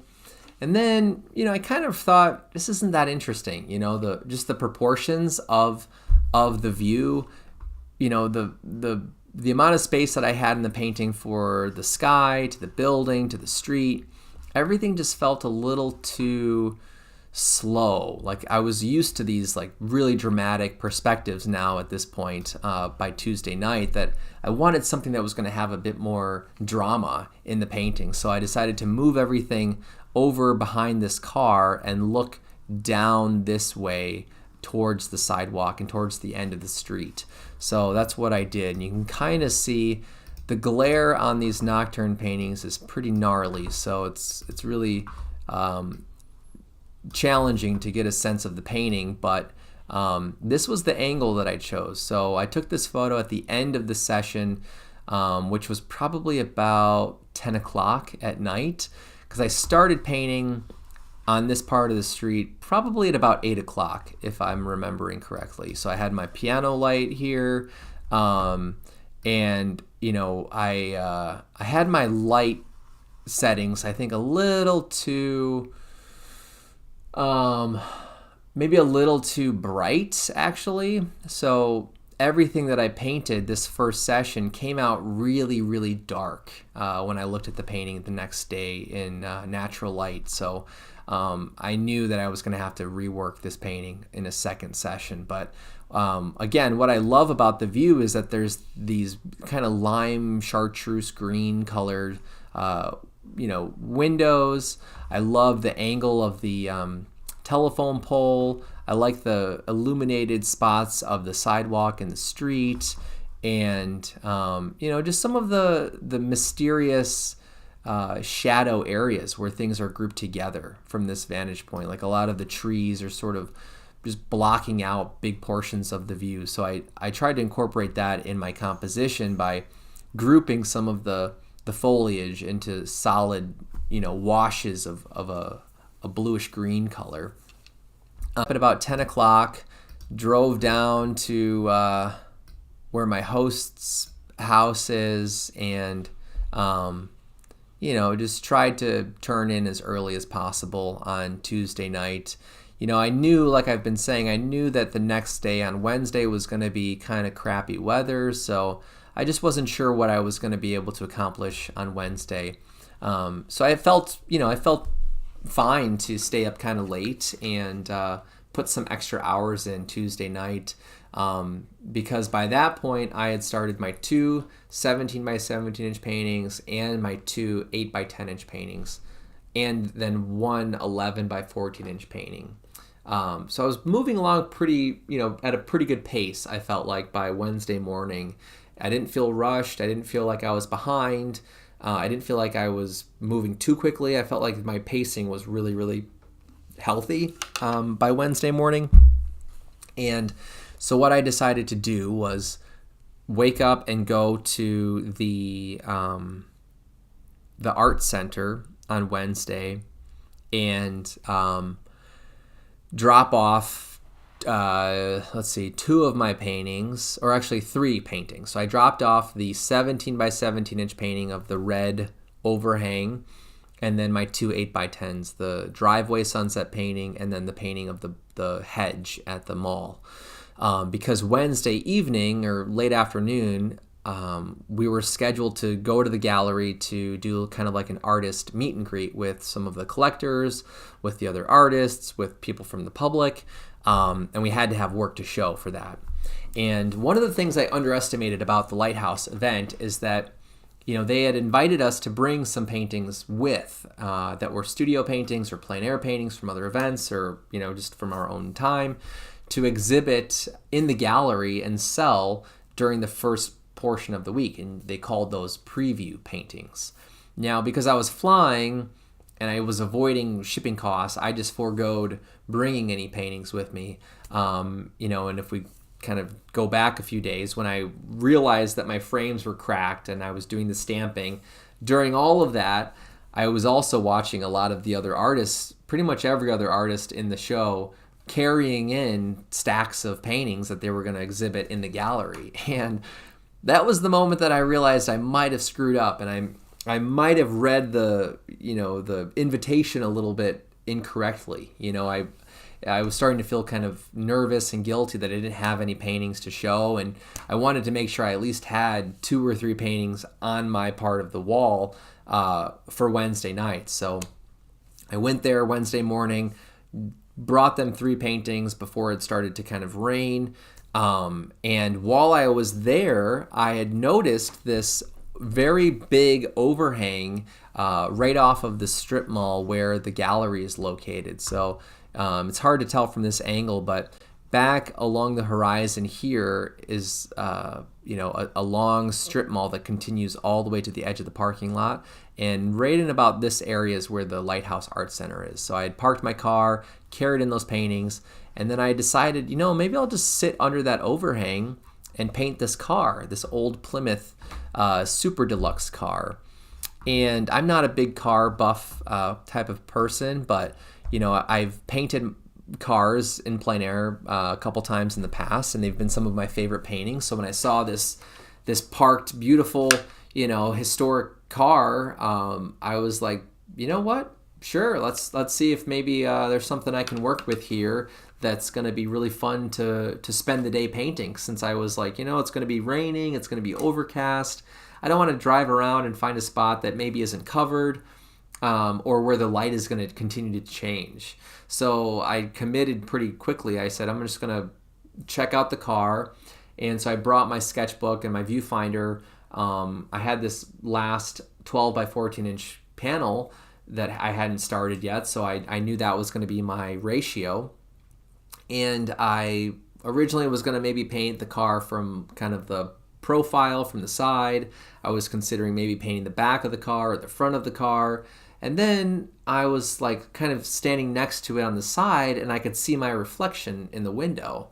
And if you follow my plein air work, then you definitely have seen the fact that I like painting self-portraits in plein air, especially if they're on surfaces or windows that are kind of hidden a little bit. Like if it's not the main part of the painting, or if it's sort of this like extra component to the real subject in the painting. So, painting the car to me felt like the real character of the painting or the main subject in the painting, but my little reflection on the left part of the window was like this extra chapter, this extra moment for a viewer to kind of come in and make sense of. So that got my attention, and I pulled up one of these chairs, because the other really nice thing about this spot was that not only was this awesome car parked here, they had like a full dining room table with chairs. They had two other table sets, and they had chairs of different heights as well. So I was able to snag one of these higher, sort of patio chairs, and it was the perfect height because it put my height with the car at a level where I could see most of my reflection in the window. And that's how I ended up deciding to go with this perspective. So once I brought the chair over and I sat next to the car, I started looking at the excuse me. Oh man, all of a sudden I don't know if I have a hair or a piece of dust in the back of my throat, but all of a sudden it just caught me off guard there. Sorry about that. But so I sat down next to the car, and I started doing this thing where I pull the viewfinder all the way back to my cheek and pulling my perspective or my frame as far back as possible. And again, when I do that, it starts to warp and bend the perspective of the space and the objects. Like I mentioned before, Antonio Lopez Garcia is a favorite painter of mine. There's a contemporary painter in Philadelphia, Peter Van Dyke, that I really love a lot too. Both of them are known for these really interesting, dynamic perspectives that have been really inspiring and influential to a lot of my plein air work. And I've definitely felt like I was kind of digging into some of that inspiration when I sat down and made this little thumbnail sketch, and I was like, wow, this could be a really fun vantage point of this sort of sweeping perspective of the car. Combined with the self-portrait, I knew that this was what I wanted to paint, and everything lined up perfectly where I knew I was going to be out of the rain. I didn't have to worry about getting wet from any direction because I was right under the middle of this ginormous overhang. I was warm, I had food, I had water, I had bathrooms nearby.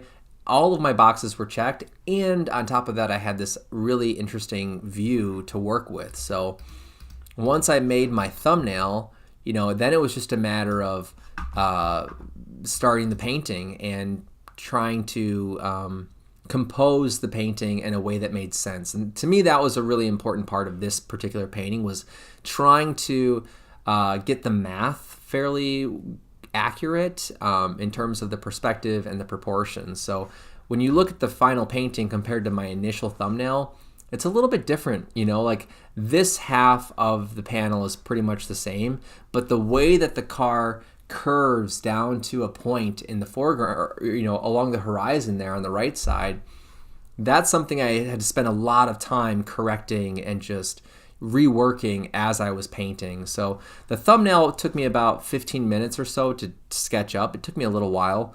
But once I had the main roadmap figured out, I was able to start blocking in the painting. So we can kind of see here towards the end of the first session, because this is also a 2-session painting, I was getting close to filling in every part of the canvas by this point. So you can see I had my my sketchbook down on my easel just for reference for some of those bigger shapes. I still had my frame all wrapped up and taped off just so I didn't get paint all over my float frame. And again, I'm working with my viewfinder just always on hand, because sometimes it's easy to get sort of off track from your original perspective of what you're looking at. So for me, I've started to get in the habit of just keeping the original position and orientation and perspective locked in with the help of a viewfinder. So I keep the viewfinder pretty close by too, but you can see I painted most of this with only a couple of brushes. Let me scroll down so you can actually see what I'm talking about. I blocked in part of the painting with a big chip brush, like a bristle, cheap, like $3 brush from Home Depot.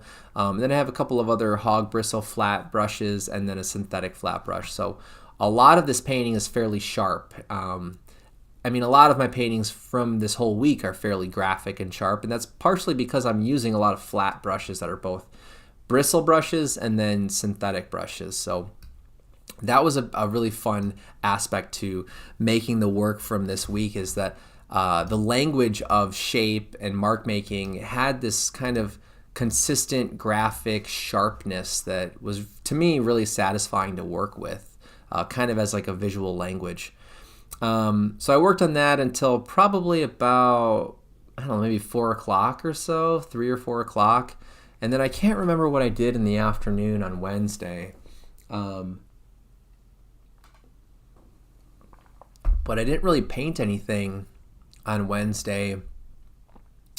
I don't remember what I was doing on Wednesday. Oh, because we had that, reception, that meet and greet. I'm like, why can I not remember?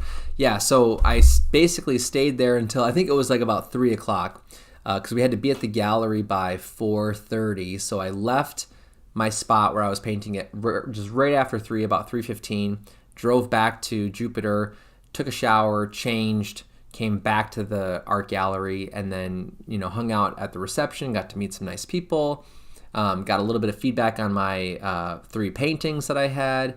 The painting of the big square from Port Salerno was getting a pretty good response. I was really excited to hear people just going out of their way to say like, oh, that's a really cool painting, or it's a really interesting composition, or it's a really cool contrast that you have in that painting. So it already was feeling really satisfying to exhibit and display the painting. One thing that was kind of a surprise, though, was that people thought that middle forklift part of the painting was actually like gas station pumps. So everybody kept saying, not everybody, but I had 2 people come up and go, I really like your gas station painting. And I was like, what are you talking about? And then when I would look at it, I'm like, oh my gosh, it does look like a gas station. Like those do look like, a pumping station for your car. So that was something that, I kind of wanted to also maybe resolve in a 3rd session the next morning on Thursday. But anyway, after that reception, it was about maybe 7 o'clock when I left the gallery. No, maybe 6:30. And I was like, all right, the night is young. I can go, maybe I'll go up to Stuart and work on my nocturne painting again. But I had already kind of decided that I was going to go there on Thursday, the next day, and just stay up north in those neighborhoods all day long until the evening to work on the nocturne. So I was like, do I really want to go up there tonight just to paint for 2 hours and then drive 35 or 40 minutes all the way back to Jupiter? Because that drive started to get kind of taxing by Wednesday and Thursday. So that was something that I was debating Wednesday night after the reception. But I was hungry, so I'm like, I got to keep my taco adventures going, and I started plugging in a couple of taco trucks that I found, and I'd called Megan and we were chatting on the phone, and I just pulled up the directions in my car, my rental car, and I started driving. And before I knew it, I was already like 15 minutes north of Jupiter, and I was like, what taco truck did I just select? So I kind of was talking to her, and I was like, man, I really hope that there's a taco truck up here, because I'm driving like 20 minutes just to get some tacos. Not planning to stay and paint anywhere up in those areas. So I got to where Google Maps told me the taco truck was, and nothing was there. So then I was like, man, I just drove 20 minutes out of my way for nothing. So I started looking up other nearby taco restaurants or taco trucks, and within like 30 or 40 minutes, I had spent all of that time driving around unsuccessfully finding either an open taco truck or a taco truck at all where Google Maps said that there would be one. So I spent like an hour and 20 minutes just driving around looking for something to eat. And, I didn't want to eat anything else because I had this new mission of trying different taco places.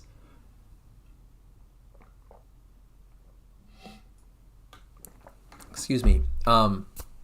And so anyway, long story short, I drove all the way up like 25 minutes north of Jupiter, didn't find anything, started coming back towards Jupiter again about an hour and 20 minutes later. So by this point, it was getting close to like 8 o'clock, and I was really hungry. I was starting to feel kind of frustrated because I just wasted all this time when I could have been painting because the weather had cleared up. That was the other thing that I was like excited when I left the gallery. I was like, all right, the night is young.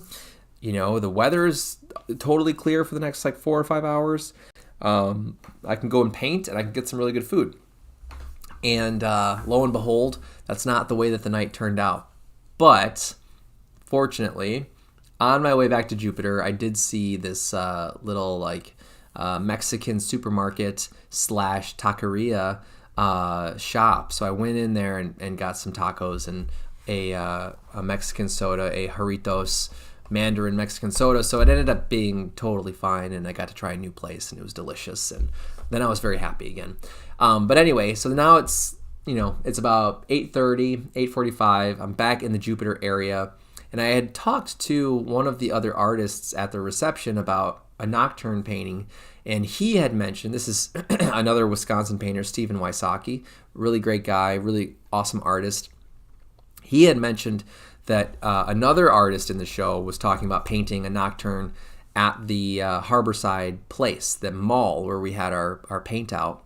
So I was like, well, maybe I'll go over there and just see what it looks like at night. Maybe there's some cool, parking garage paintings or store window paintings. So I went over there. I found where they were painting and said hi and checked out their work. It was looking really good. I really like Steven's painting a lot that he made that night. And I ended up walking around kind of the main strip of the mall, and I really liked these palm trees. And again, these illuminated windows, these kind of very warm, yellowy windows against the muted bluish gray, green kind of color palette of the building and then the street. So that's what I was like, what, I'm gonna just set up here, I'm gonna make a painting. And part of the exhibition is that we have to make an 8x8 inch painting during the week for their like small works Saturday sale in the gallery. So that was something that was kind of in the back of my head all week. Like, what am I going to paint? Where am I going to go? I have to paint on this canvas. I was used to painting on the oil primed linen. So I was like, I don't know how this is going to feel to paint on this acrylic primed gallery wrapped little canvas, stretched canvas. So I just started blocking things in, and this is sort of how it looked pretty early on in the process. It was very kind of graphic and loose and gestural, and I just wanted to get some paint down as quickly as possible. And you can kind of see in the smaller photo here where it ended up after the first session, which is pretty close to the final look of the painting. Now, because this mall was only 5 minutes from where my host lives, I thought, why don't I just plan to come back here again later in the week if I have time. So this is Wednesday night, and I was able to get to a point where I felt like it was pretty much done, but I could come back Thursday night if I had the time. So that's what ended up happening. All right, now we are on Thursday. So this is the last full day of the event. By this point, I had finished my 2 8x10s, and then I was pretty close to finishing the Nocturne from Stuart. I was pretty close to finishing the 8x8 Nocturne in Jupiter, and I was pretty much done with the 17x17 inch like gas station, boat repair shop painting. And then I was, I needed to put more hours into the car painting. This was the one I was most kind of like concerned about really finishing. And The good thing, though, is that I knew I had Friday morning because we didn't have to have our paintings turned in for the judge until 11 a.m. on Friday. So we still had a couple of hours Friday morning.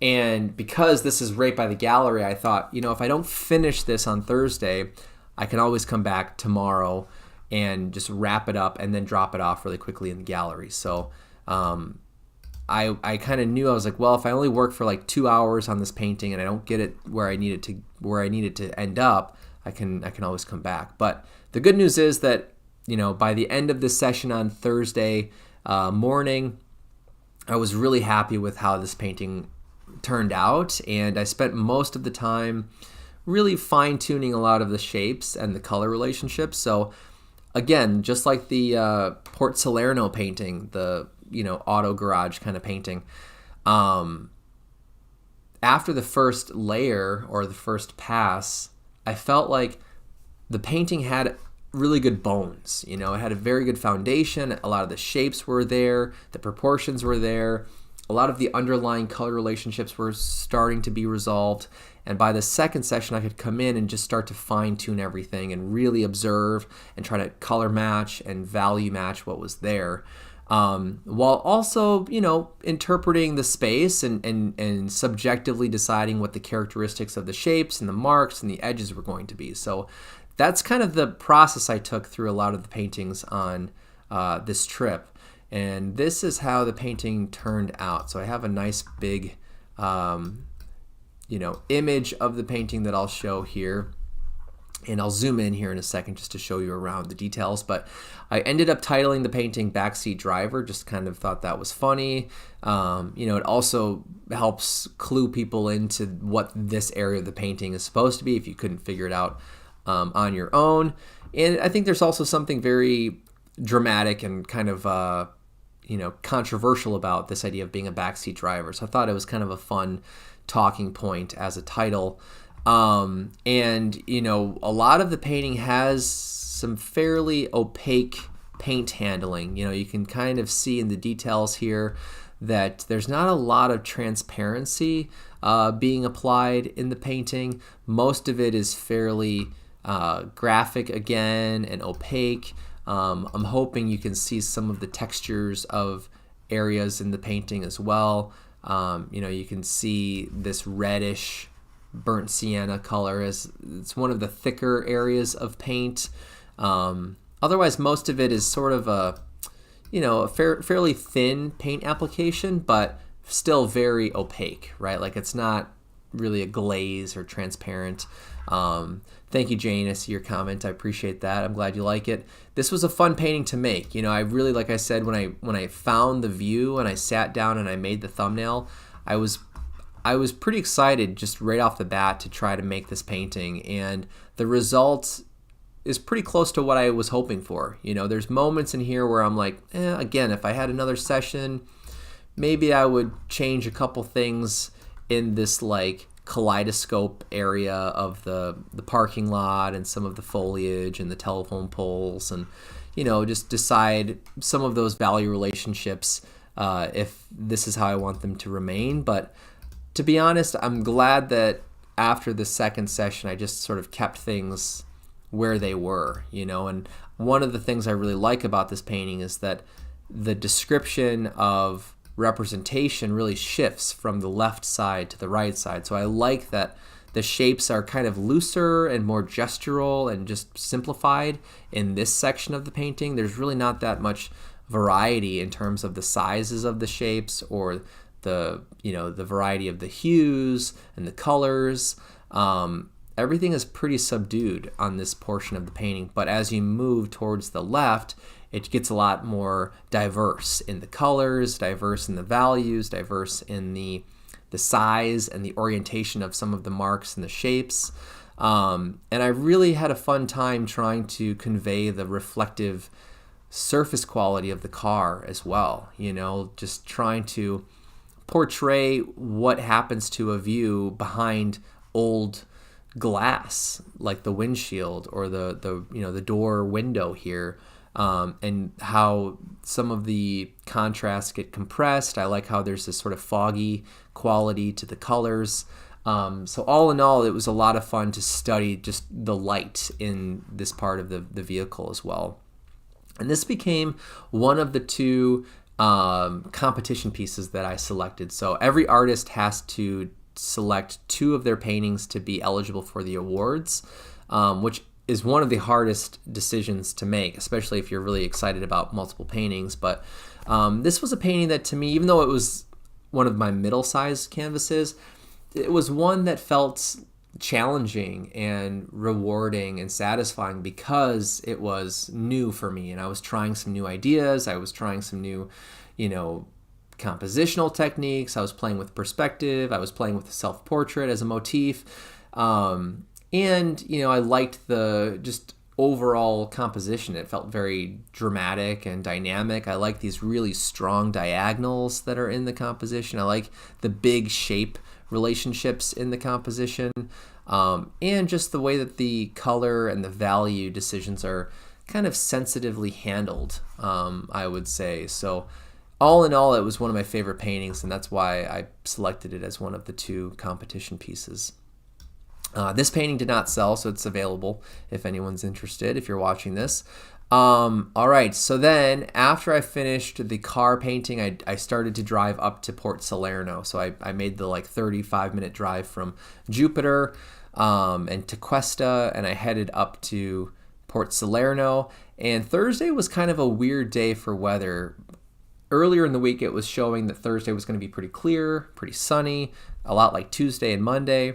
And then by 10 o'clock on Thursday, it was raining and it was really cloudy. I was really nervous that, I wasn't going to be able to work on my, boat repair shop painting in Port Salerno. So I drove up there, and I drove through the rain, and I was just sort of crossing my fingers that everything was going to pass in time that I could work on this painting, because again, I had 3 other paintings still to work on that day. And, I in my mind, I just finished the car painting. So I was like, I really want to finish these other paintings before the day is over. So I drove up to Port Salerno. I was checking the weather. The radar said that it was still going to rain for 45 minutes to an hour. And where I was painting, as you could tell by the pictures, there was no overhang. And I had an umbrella, but it's really hard to paint with an umbrella, especially if I don't have clamps to have both of my hands free. It's hard to hold an umbrella and paint at the same time. So what I decided to do was, pull out one of my 8x10-inch panels that I had with me as backup panels. And I walked around that Manatee Park area that I was checking out earlier in the week. And it's literally a 2-minute, maybe a 1-minute walk from the gas station boat repair shop area. I keep calling it a gas station. It's not a gas station. It's a boat repair shop. But anyway, from that spot, this is only a minute away walking, so it's really close. And I really liked just the moody, atmospheric view of the harbor with this blue and white boat that was parked, parallel to where I was standing on this dock. And you can tell by these two pictures how much of a difference the weather had in the 2 hours of me working on this painting. When I started, everything was like this. It was very kind of cold and very compressed in the values. The contrast was there, but there wasn't this warm and cool temperature shift that happened. So I liked that when I first got there.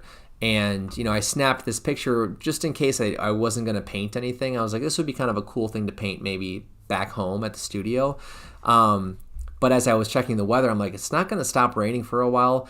Why don't I just try to paint this on one of these extra panels? So I went and grabbed my stuff, came back, grabbed my viewfinder, decided how much of the view I wanted to kind of crop out, and how I wanted to place the boat within the panel. And unfortunately, I'm under this overhang, so the lighting is really bad. It's really hard to see the panel at all in some of these pictures. But if I zoom in, you can at least see a little bit of what I was working with on the panel. And in person, it was a lot easier to see the panel. It didn't look this dark. It's just, this is how our phones and cameras pick up on the light contrast, so it just really darkens the foreground. But in person, it was really easy to gauge the properties of the painting. but you can kind of see the composition, like where I placed the boat, the horizon line, and something about painting on panels that I don't typically have to worry about is that if I'm painting on a panel that I'm going to put in a frame that's produced by a factory or store-bought kind of frame, I always forget that these panels are going to lose like a 1/4 inch of the boundary of the panel. And I've had issues in the past where I'm composing on a panel thinking I'm going to have that full amount of space on the panel, and then some pretty important spatial relationships will shift and get cropped in further when I pop it in a frame. Now, part of the reason I brought these extra frames was because I knew that JFM Frames was going to be in Jupiter all week long, and that they were going to have a bunch of stock common size frames to purchase during the week. So I had these extra panels just in case I was going to maybe make a painting for my host or find something that I wanted to paint after I'd finished the other 8x10s. And so in this case with the boat, I was like, this is a pretty cool painting. I think I'm going to buy a frame for it and enter it in the show. Maybe someone will, take it home. But so knowing that it was going to go in one of those frames, I was very careful about how I composed the proportions of the boat and other aspects of that composition. But here's a quick look at the palette. So you can tell it's very cool. There's a lot of achromatic, there's a lot of chromatic grays. There's these grays that are kind of cool and kind of green and kind of orange and kind of yellow. And this is really the full spectrum of colors that I used for this painting. So I liked the painting, I think, because it's very harmonious color scheme wise. And it was fun just to work on the color properties. Now, speaking of color properties, I don't think this is the most accurate color matching reproduction of the painting. I think the painting is a little bit cooler than what we're seeing on screen. It's hard to tell. My monitor that I have here is a terrible monitor for color accuracy. A lot of times when I'm editing photos, I have to mirror my iPad to my Mac, and I have to pull Photoshop to the iPad and do all my color stuff on the iPad. I used to have this really old iMac desktop that was really, really accurate with color and light and just digital proofing. So I got used to that, and then when I started editing photos on this monitor, everything just has come out really too dark or too yellow, and a lot of it's just the lacking technology of this Dell monitor that I have. And at some point I'm hoping to replace this one, but that's why I can't really determine what it looks like for you, but what I'm looking at is a bit too yellow, a bit too dark. Anyway, this painting is 8x10 inches. It's again on one of these linen mounted birch panels that I made by hand. It's in a JFM frame. So it's got kind of a nice wide profile black and silver frame. Still available if anyone's interested. It's up in my shop right now. So if you purchase the painting and you live in the US, you automatically get free shipping. If you're not signed up for my newsletter, make sure that you're on my email list. A lot of times I put in limited time sensitive coupons for my shop. So there's times where you can save a little bit of money, but if you're interested, go check out the paintings in my shop.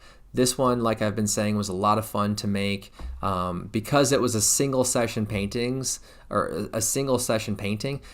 There's a lot of economy happening in this painting where I'm having to simplify things and reduce information into marks and relationships that hopefully get you to think that there's a lot of stuff there, but the shape itself is fairly simple. And that process of reducing and abstracting information is always a fun thing to practice when you're painting from observation or drawing from observation. So because I've kind of gotten in the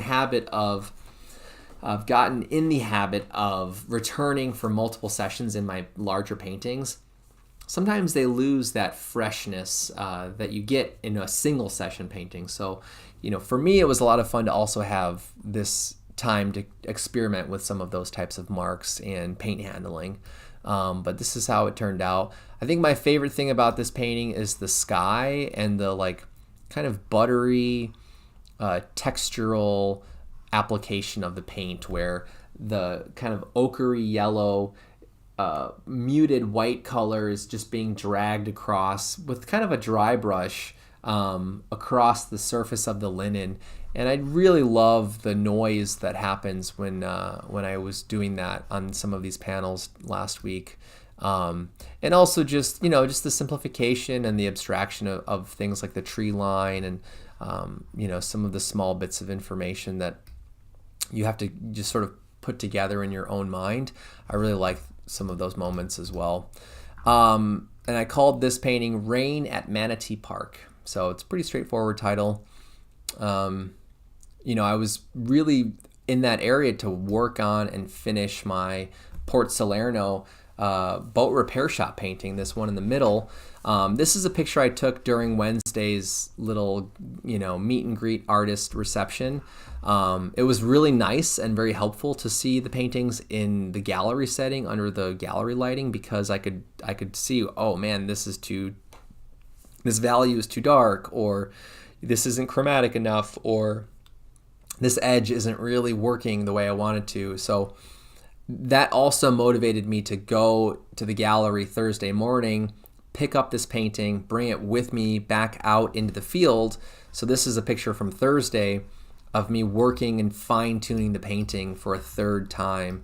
And thankfully the lighting was, everything had cleared up enough where I could see some of the intense light and color properties. So one of the big changes was just some of the hues and color properties in some big areas I wanted to adjust.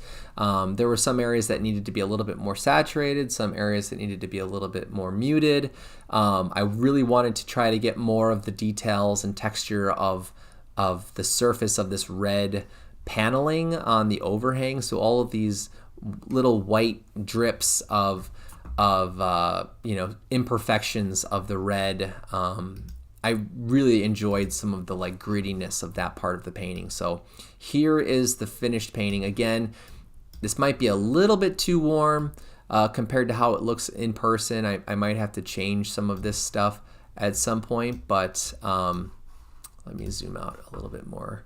For the most part, this is pretty accurate though. You can tell that I did go in with some small brushes and some of my flats, and I made these little vertical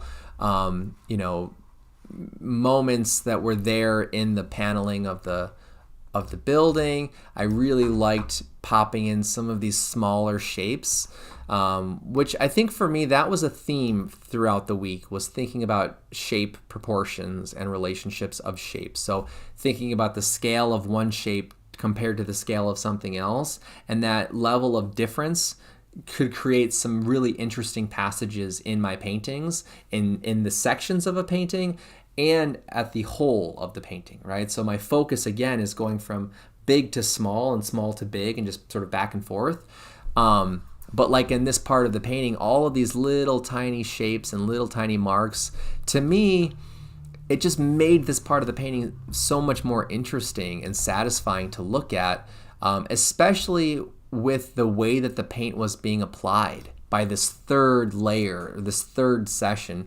There are these really organic passages where with bristle brushes, it's hard to control perfect flat shapes with a bristle brush. So I liked having these different tools to create marks and edges and textures that are only really possible when you work in these, different layers across multiple days like this. So again, there's moments where I'm dragging kind of a dry brush across older areas of paint that were dry, and thinking about transitions from one color to another color, and playing with the atmosphere of noise, this like visual noise of texture, and how color is almost like evaporating from one area to another. So by this third session, I think that's where a lot of my focus was at, was thinking about almost like if you're producing a song, how do you want to go from your chorus to your bridge, or your bridge to your next verse, or a solo, and like how are you going to create these like transitions, right? Leading the listener from one moment to the next. I kind of was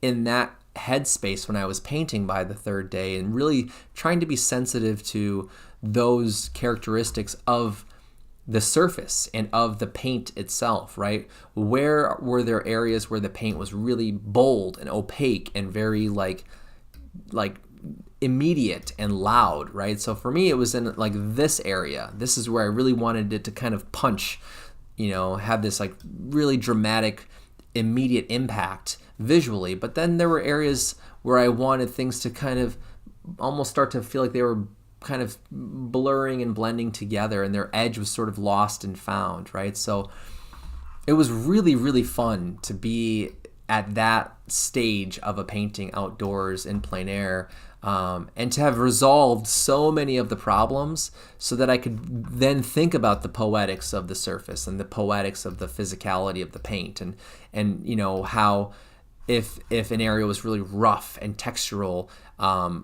what that would speak to the meaning of that part of the painting, right? Or the whole of the painting. So I ended up titling the painting Jolly Roger, which, my pirate experience is pretty minimal outside of Pirates of the Caribbean, which I haven't seen those movies in many, many years. But when I was looking up the name of the business that is operating out of this place, on Google Maps, it says Jolly Roger, but like I said earlier, the side of the building says Phil's Motor Repair. So when it came time to title the painting, I was sort of like, do I title it Phil's? Do I title it Jolly Roger? Do I sort of find a pun that connects those two ideas?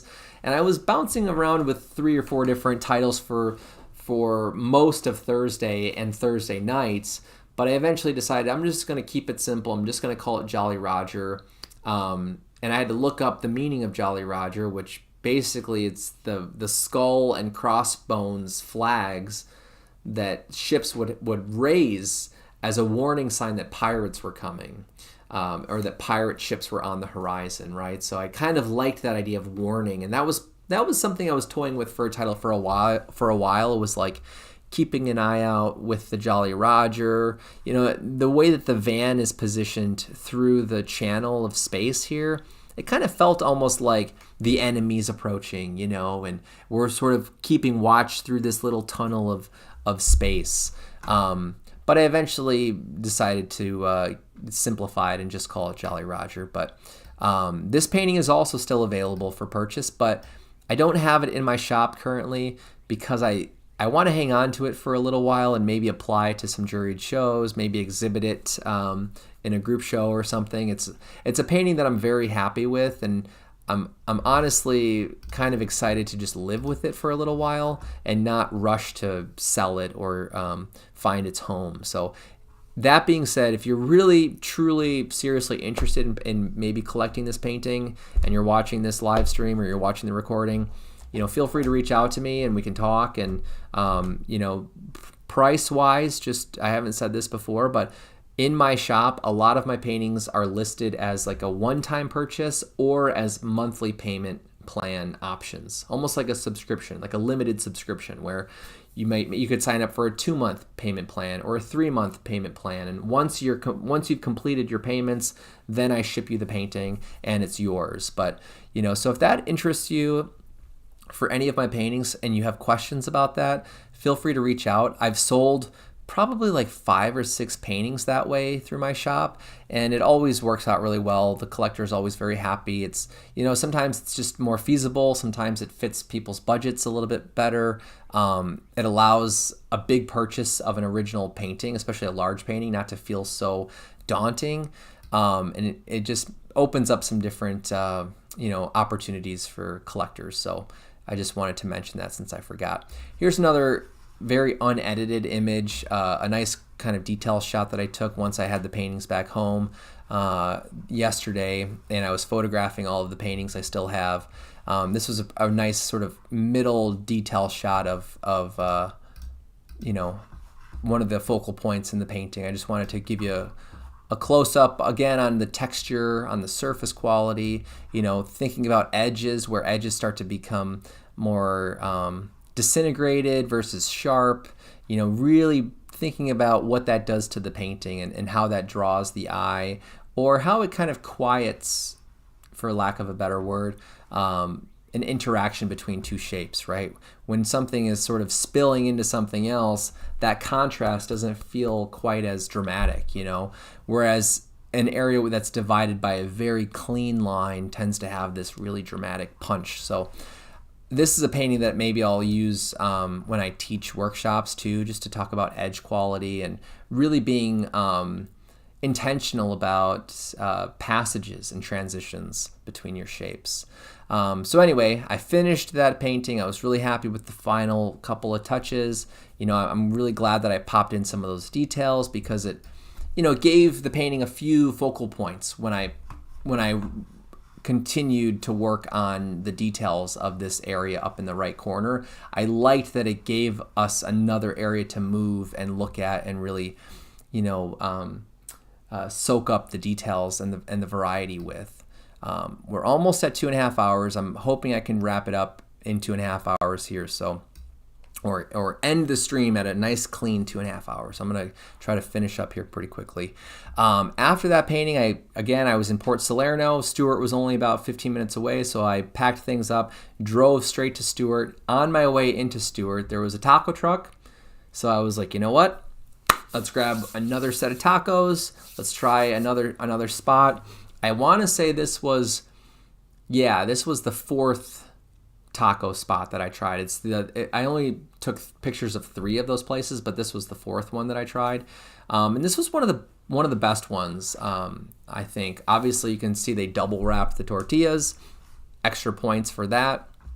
The tortilla is like your bread of your sandwich, right? So the more bread you have, the more filled up you are. And when I'm painting, especially if I'm trying to be more gluten-free, I want more corn, right? I want more tortillas to kind of stick with me longer while I'm out painting. So anytime they're double wrapped, I'm pretty happy. And you can see they got some nice fried onions in there, cilantro. I always go with the classic, Mexican style toppings of cilantro and onions. Squirt my limes on there, and then I usually load up on the hot sauces that they give me. And this red sauce was definitely packed a punch. It was really spicy, really good flavor, and the avocado green verde salsa was very, very good too. Nice and creamy. So this place, I don't have the name on the top of my head, but if anyone's in that area and you want to know which spot was what for the tacos, add those in the comments of the video, and I'll try to dig back through my my maps and see if I can get you the names. So let me know if you're a taco fiend as much as I am and you're a taco connoisseur. Anyway, after the tacos, parked the car back in the same parking lot. Again, this is also why I like working on paintings across multiple sessions, is because by session 2 or session 3, I already kind of have my lay of the land. I know where to park. I know where to go to the bathroom. I know where there's food. I know where there's shade, right? I don't have to think so much about these little factors that tend to interrupt the process, right? I can just go and I can paint and I can focus on painting. And because you're on a clock for these events, the more you can have those factors resolved, the better, right? The more you can focus on painting and you can make your best work. So I've really come to love this process of just becoming familiar with a space and allowing a painting to have more of a slow boil.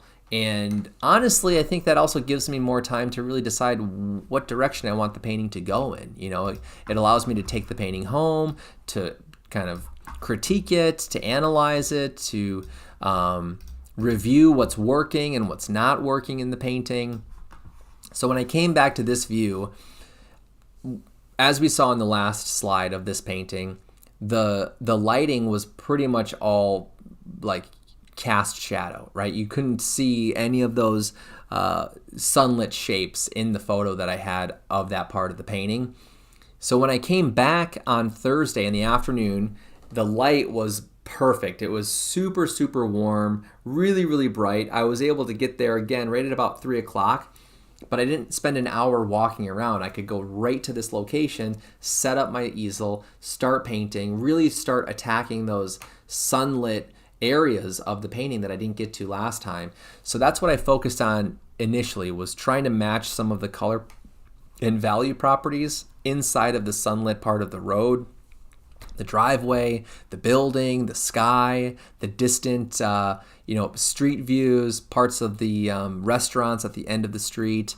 The only problem I had was that there were a ton of cars parked right in my view during this second session, and it kind of got in the way of really being able to render the sidewalk. So that's one part of my painting that if I had a third session, I would definitely go and try to make more sense of that part of the painting. Here's my palette from this second session on this painting. You can see a lot of it is very like pastel based colors, very high key colors. That last session I was able to get most of the middle key of the painting done, like a lot of the darker middle values.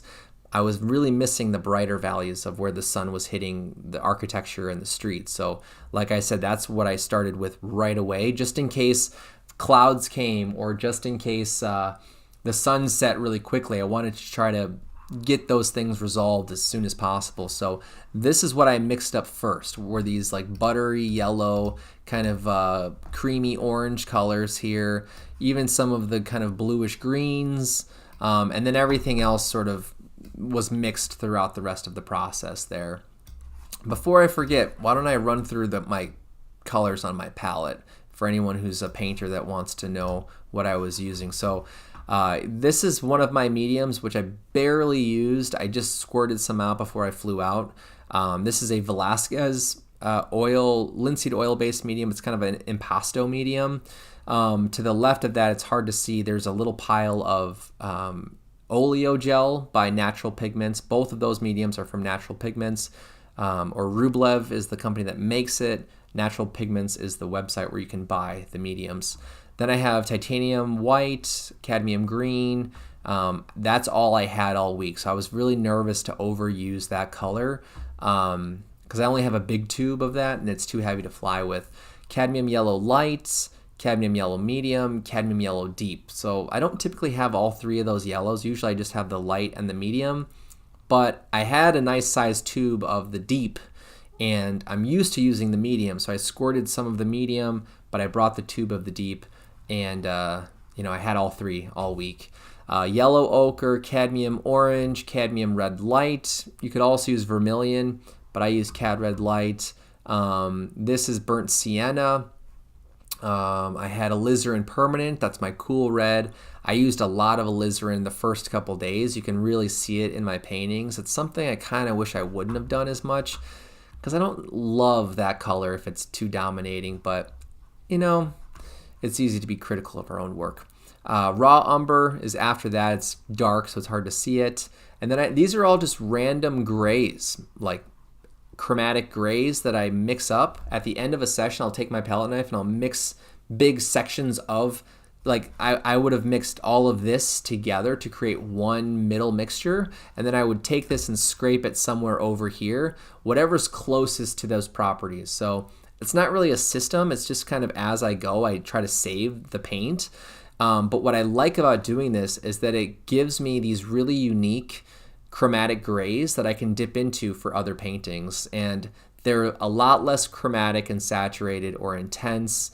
They're a lot more muted, right? So if I'm painting like a very gray kind of muted sidewalk, I can dip into this instead of starting with something that's a lot more saturated. I'm looking down at the time. It's past 2.5 hours. Don't ever take my word if I'm saying I'm going to wrap something up quickly or introduce something quickly, just for future reference. Okay, so those are a few different random mixtures that I had. Ultramarine blue, which I brought my Michael Harding ultramarine blue, and I used a lot of it, which I'm a little bit sad about because that's really, really high quality paint. And, for a lot of my plein air paintings, when I'm trying to build up the juiciness of the paintings, I like to squirt out a lot of paint. And,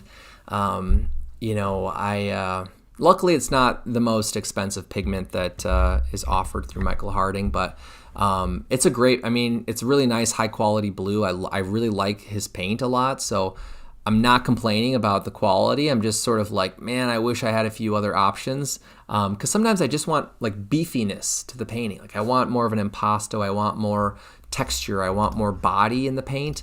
And it always makes me a little bit sad. Like the college art student in me is always a little bit scared to squirt out a ton of expensive paint, But at the same time, when you're using quality, it's like cooking, right? You don't want to buy really nice ingredients and use a tiny little bit where you can't taste it. You know what I mean? That's how I feel with paint.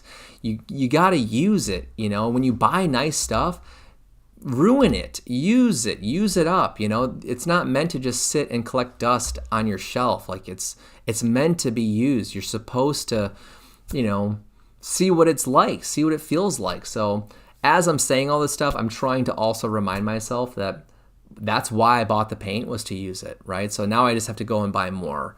And that's just part of the deal of being a painter. Phthalo blue, also Michael Harding, used not as much, because before I left, I have a big Gamblin tube of phthalo. I squirted a bunch of it out on the palette, and then I laid down cling wrap or plastic wrap all over my palette to keep everything from drying out as I flew out to Florida. And then my palette was in my checked bag as well. And then I have a little bit of a phthalo green, a little bit of dioxazine purple. Didn't really use that purple very much. This is a cobalt violet, which I'm not a fan of that color. It's really weak. I don't like weak colors. I like super intense, high tinting strength colors because I can always lower the intensity of a color, right?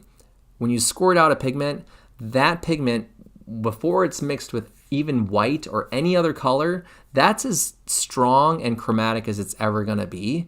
We just weaken its power when we add anything else to it, right? So cobalt violet, to me, it's very transparent. Maybe that's why I don't like it. I don't use a lot of transparencies. I like colors that have an opaque, flatness to them and kind of punch and power to them. So as you can see, I didn't really use this. This is a picture I took on Thursday, almost at the end of the whole event. Barely used it. I used a little bit of this cobalt turquoise, I think, or cobalt teal. I think that's the name of this color here. And then this is another version of phthalo green. It's permanent green from Utrecht. I have a small tube of that I brought with, and I used a little bit of that too. But the other colors that I squirted a lot of before I flew out were alizarin permanent, which again, that's why that's so common in my earlier paintings.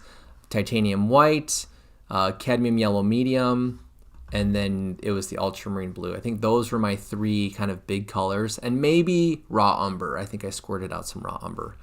But anyway, that was my palette all week. It was a fun palette to work with.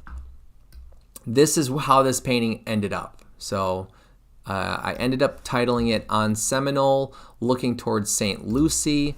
Those are the street names. Again, color matching wise, might not look exactly like this in person. It's really hard, like I said earlier, to get things perfectly matched with my current monitor that I have.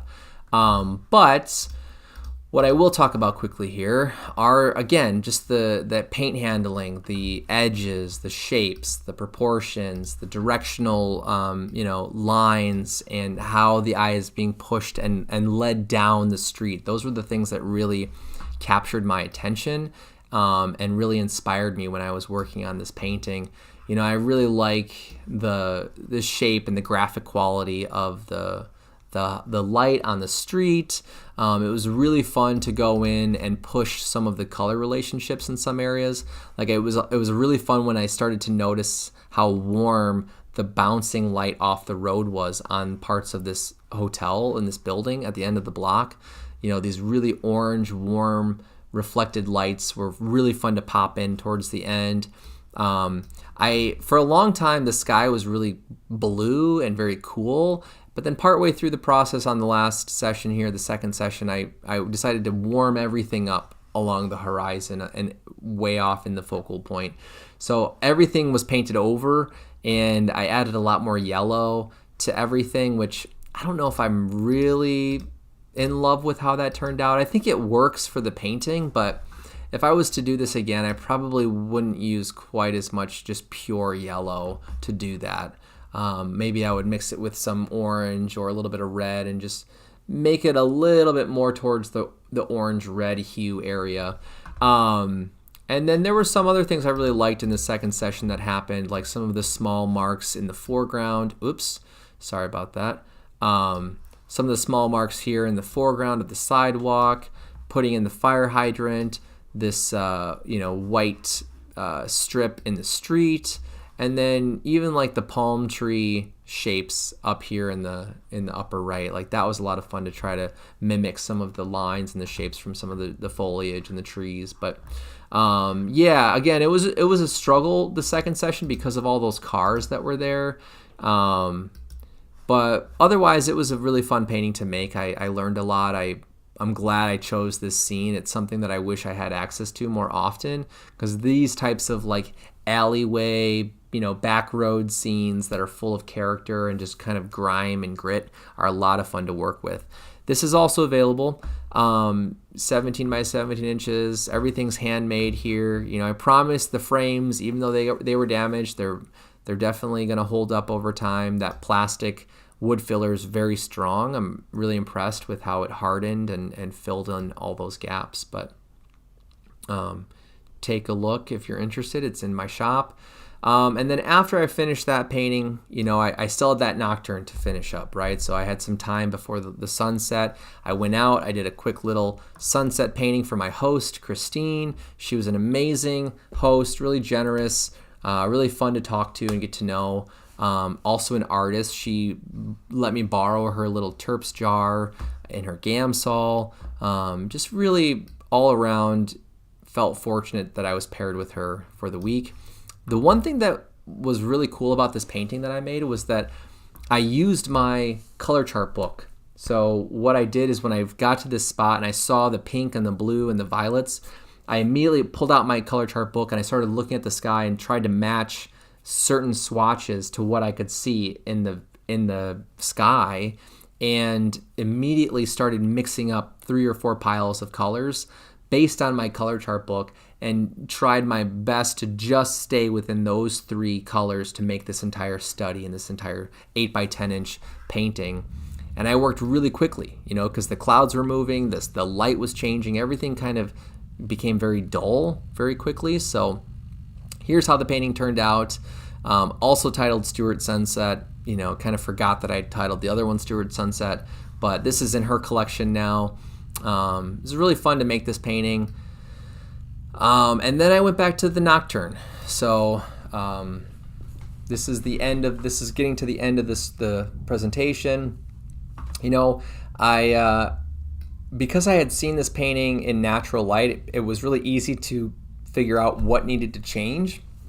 So when I came back for that second session, a lot of the painting needed to come up in value, right? It was all very dark. Everything was very compressed, and there needed to be more distinctions between certain passages in the painting. So I brightened up the sky. I started glazing up the architecture and the sidewalk. It was a lot of fun. I really enjoyed making this painting. I'm going to talk really quickly right now because I do have to use the restroom. I don't think I'll be able to hold it, to be honest. So I'm going to just pause the presentation. I will be back in just a moment. Thanks for hanging out and sticking through the presentation with me. I'll be right back.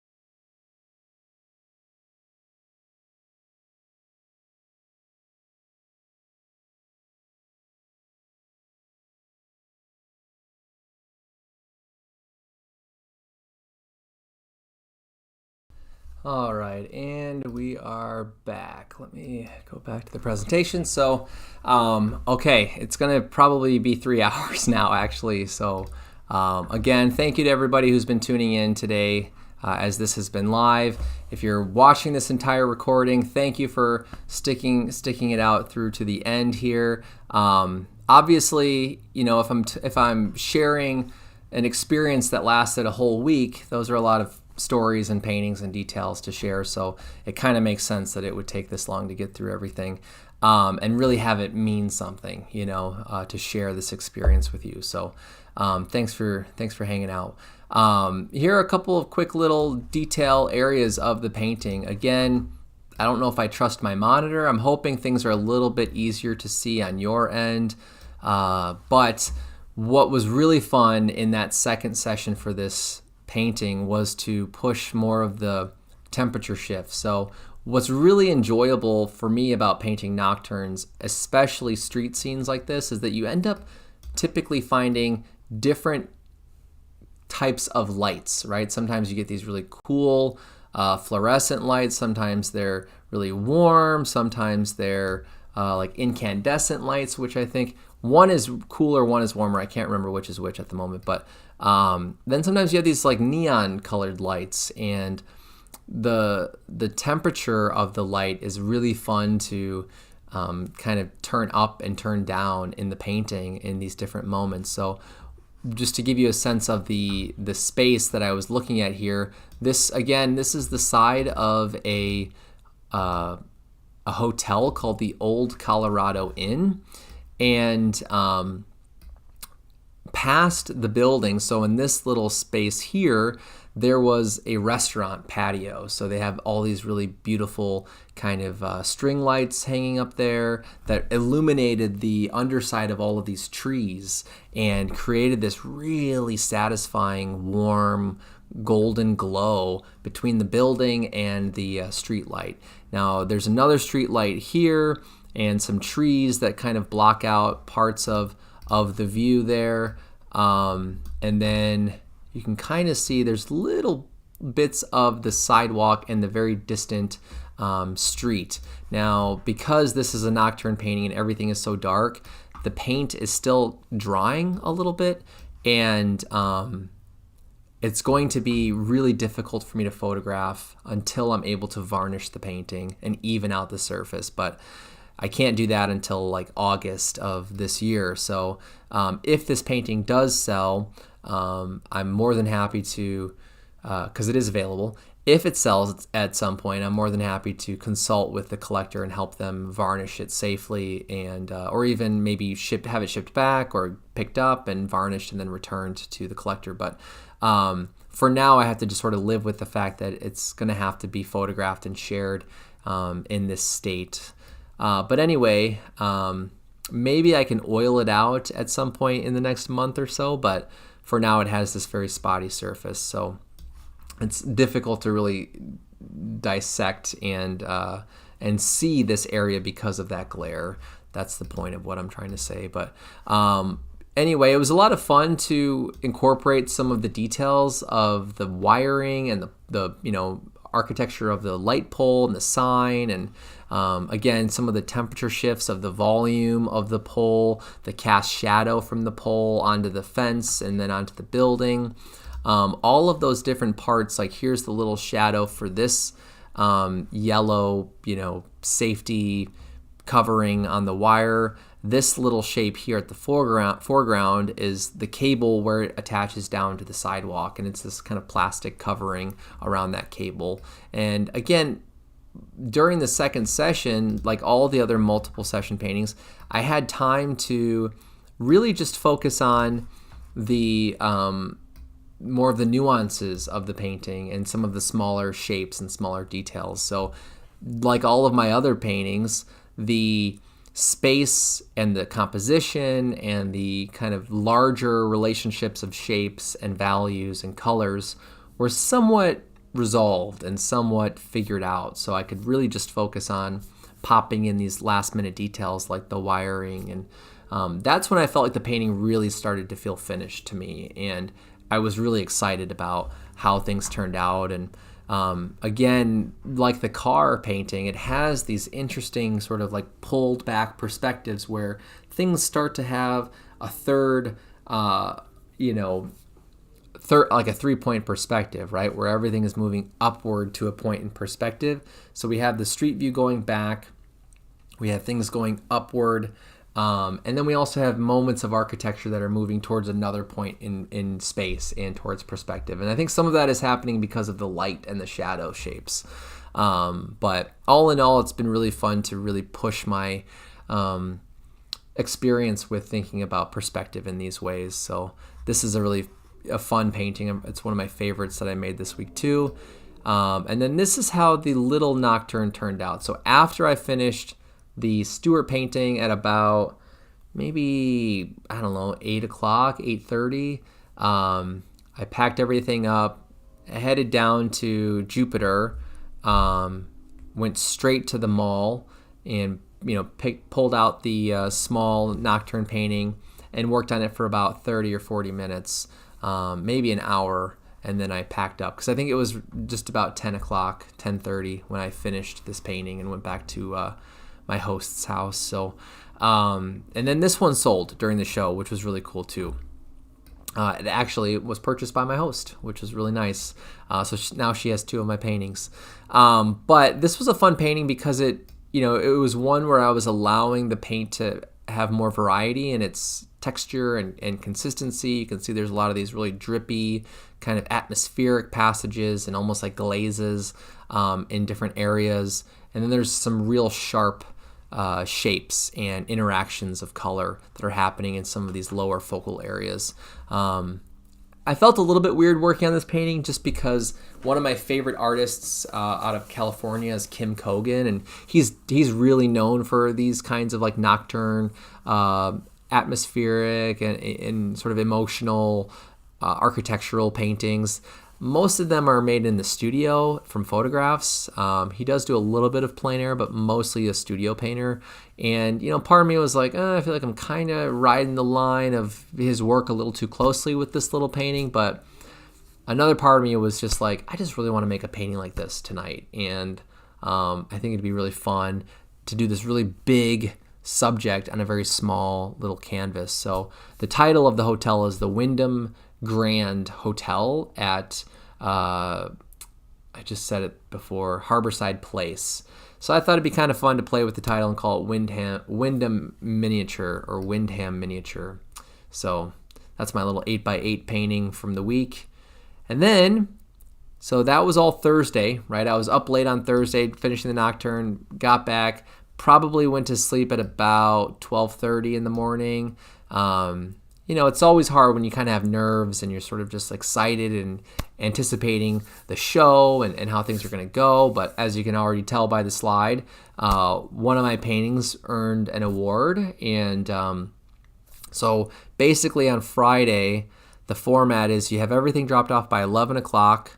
And then they gave us free brunch at a nearby, just like kitty corner to the gallery. There's a little restaurant that they had covered our expenses for a limited menu. So we got to eat breakfast for free with all of the artists that were still there. So that was a lot of fun just to sit and just talk about the week and talk about painting and talk about whatever we wanted to talk about. So that was a really fun way to spend the early afternoon. And then people sort of broke off and went back to their hosts or went and maybe made their hosts little paintings or did their 8x8s or just relaxed and chilled out for a little while. I chose to go back to my host's home and take a nap because I was so tired because I had been staying up so late the last couple nights working on nocturne paintings and getting up relatively early still. So it was a chance for me to kind of catch up on some sleep and just really slow down for a moment. So I spent like 2.5 hours in the afternoon just kind of laying in bed and watching YouTube videos and relaxing. So that's what I did before I took a shower and got dressed and headed over to the gallery. And then the gallery show was open to the artists to vote for artist choice. And the nice thing about the event is that you can vote for a body of work, not just a single painting. So a lot of times it's hard because you'll be like, oh, this person has so many great paintings and I want to vote for this one. But if half the group votes for a different painting, if you're looking at just a single painting for votes, even if the same artist gets multiple votes for different paintings, all of those votes don't go to that one artist. It's still broken by painting. So a lot of times they'll sort of lose out on that award because one person has one really great painting that everyone's voting for, and somebody else has 3 or 4 paintings that are kind of splitting the votes. So when an event will make it for a whole body of work, it takes some of that pressure off the artists when they're voting, because it's like, oh, I just really love all of their work, or I just really love multiple paintings that they made. And honestly, that's one of the hardest parts of the whole week, is voting for the Artist Choice Award, because there's so many good choices, and you're there at these events with these really incredible painters who what it felt like to go through that week and then to produce all this work within 1 week. And it's like you want to be able to vote for 5 different people, let alone just for one. It's really hard to do. So we voted for like 20 or 30 minutes, and then they tallied up the votes and prepared the award ceremony with the judge, Michelle Usabelli, who was the judge that they brought in this year for the show. And then the award ceremony started. And this picture on the bottom here was where I was sort of standing in the gallery during the award ceremony as it was getting kicked off. And the nice thing about the awards is that it wasn't presented during like the main sort of like hustle and bustle of the reception. They did it early after the artist choice voting, before the public really entered the space. So it still felt somewhat intimate, just with the artists and their partners, or maybe volunteers for the event, or some of the maybe main collectors and donors for the show were there. So it wasn't this huge crowd. It felt very personal and intimate. So, they were starting to go through the awards, and for this show, there were like 5 honorable mentions for different categories. And then I think they had the Artist Choice Award, and then it was like 3rd place, 2nd place, first place, and then Best of Show. So it's a little bit confusing sometimes, because some events will just do Best of Show and then 2nd place, but Lighthouse does it like some shows will, where it's Best of Show, 1st place, 2nd place, 3rd place. So as they were going up through the awards, they had gone through 3rd place and 2nd place, and none of my paintings had gotten any recognition, and I always get really nervous, and even now my hands are starting to kind of get sweaty again. But in those moments, I'm always nervous, like, for whatever way it could go. Like if none of my paintings are awarded, it's always hard to go through those moments and to accept that it just didn't connect with the judge, or it didn't connect with the audience. If things aren't selling well, it's the same thing. It's like, man, this is just not the right crowd, or it's not the right person, or it's not the right opportunity. And it's always difficult to accept those moments and keep going, and not let that deter you from your progress as an artist. So that's running through my head. But then I'm like, well, if I do get, if one of my paintings is selected, then I have to go up and I have to shake their hands, and I'm watching other artists go up and shake hands, and that thought is making my hands more sweaty and clammy and nervous. And so anyway, they end up calling my painting out for the 1st place award, and I was super, super excited and honored. And it just is so gratifying when someone, let alone another artist and a judge who's trusted to come in and handle this responsibility, to objectively select awards.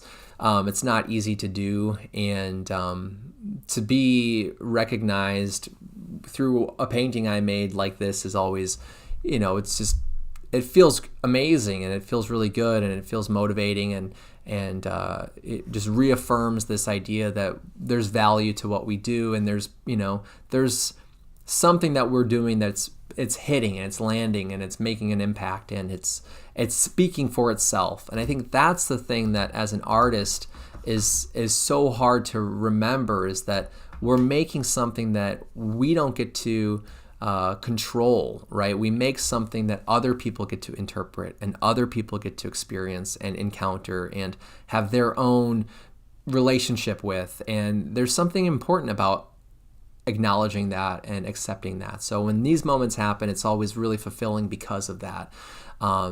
So she had a lot of really nice words to say about the painting. She talked about the paint handling and the boldness of the composition and the use of color and the use of value, and even in the rest of my portfolio, just the range and diversity of color properties and color temperature and mark making and drawing skills and all of those things sort of coming together to make an image that is satisfying.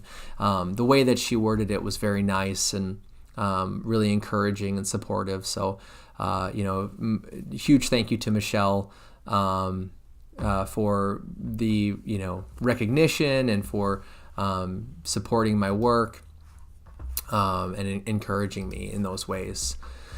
So then, after that, it was just kind of a fun party, and I could kind of relax, and I could dry out my hands and just enjoy the show and chat with people. And the hard thing for me after that, though, was that I didn't really have any sales for Friday night, and I hadn't sold my quick paint earlier in the week, so I still hadn't made any sales by the end of Friday. And without the award, I would have definitely been in the hole for my investment on this trip. So that's the gamble in doing these events, especially if they're farther away from where you live. You got to deal with getting there and getting your materials there and, food and all the other expenses that come with traveling like this. So when I received the award, that also was sort of like a weight off of my shoulders, is that it covered my expenses, and then I also was able to keep some of the money on top of that from the award. But because like I said, it's kind of a risk, and it's definitely a gamble if you want to do these types of opportunities and events that are so unpredictable, and there's so many factors that you're juggling and worrying about. And for me, going into these types of shows, I'm at the point where I'm not really thinking about making paintings that I think will sell. I hope that they're going to sell, and I hope that there's collectors out there that resonate with the work, and they enjoy the work, and they want to bring it into their own personal space, and they want to support my career. And that's something I'm always hoping will happen, but that's not really something that's determining what I choose to paint or how I choose to paint. And I've been really fortunate that it feels like the path that I've chosen for myself as an artist, especially in the realm of plein air, in many ways it has paid off with opportunities and recognition and support from other artists and judges and jurors and gallerists and collectors. And for some reason, though, it kind of felt like the work I had made and the presentation of my work maybe just didn't find the right audience during this exhibition. At least by the end of Friday, that was sort of my consensus. And again, without this first place award, I would have been in a lot of trouble financially from this trip. So I'm also very thankful to Michelle for that reason as well, because you have to be realistic about doing this as a profession, right? So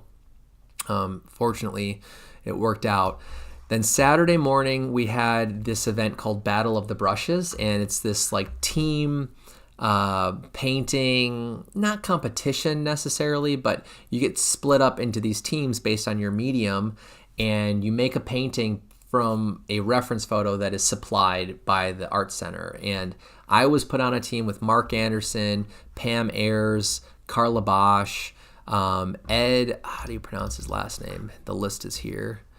Ed Buonavecchio or something like that. Let me look real quick. Yeah, Buonavecchio maybe. He's from Arizona. Carla's from Texas. Pam Ayers is from Florida now, but she originally is from Wisconsin. Mark Shasha is also there. I forget where he lives now. And then Mark Anderson, like I said, was on the team. He's from Wisconsin. He's an amazing painter. So I was on a really stacked team of, talented and great painters. However, when we flipped over our reference photo, we weren't super thrilled on the image that we received. It was this fruit stand picture that actually was quite a bit larger than what we ended up painting. Like the view that we had initially was maybe another third larger than what's the composition that we have in the painting. And the canvas is 18 by 24 inches. It's a pretty large canvas. I went second in the order, so I was the first one to use oil paint. Carla Bosch is a acrylic painter, so she started it and kind of blocked in the big kind of shapes of color, and then each one of us started to slowly build and render and refine aspects of the painting. So it was cool. It was a really fun format. I've never been in a group painting event like this before. And the really nice thing about this is that they then auction the paintings off for, I think, art classes and youth art classes for the art center. Our painting, I think, auctioned off for like $700 or so. One of the other paintings auctioned off for a similar amount. I think another one was like $1,500. But then there was one painting that just continued to climb and climb and climb and climb and climb. And it sold for, I think, $9,500, which was really insane to witness the auction. These two, women going back and forth, and it's cool. It's kind of cool and just sort of wild to watch that kind of stuff happen. And I think a lot of it comes from the fact that the money is going towards the community aspect of the art center and the art classes. Like, as artists, we don't get any of that sale. And it really is purely a fundraising event. So I think that's a big factor in some of the selling prices of these auctioned paintings. And then I wanted to throw in an image of the two other Wisconsin artists that I was there with. Stephen Wysocki took the photo of Mark Anderson and I. And the really cool thing about being in the show with them is obviously, we share this regional connection of being Wisconsin plein air painters, and we're all oil painters. And, I think we have similar aesthetic preferences with architecture and color and intense color relationships, and composition and shape. But then past that, what was really fun is that they also had awarded paintings that received awards in the show. I think in total there were maybe, maybe like 8 or 9 awards handed out, and 3 of them went to Wisconsin artists, which was really, really cool and exciting to be part of that poll for the awards. So this was taken on Saturday after the Battle of the Brushes. So you should definitely check out their work if you're not familiar with Mark Anderson or Stephen Wysocki. If you're a plein air painter in the Midwest, there's a good chance you've met both or one of these artists and seen their work.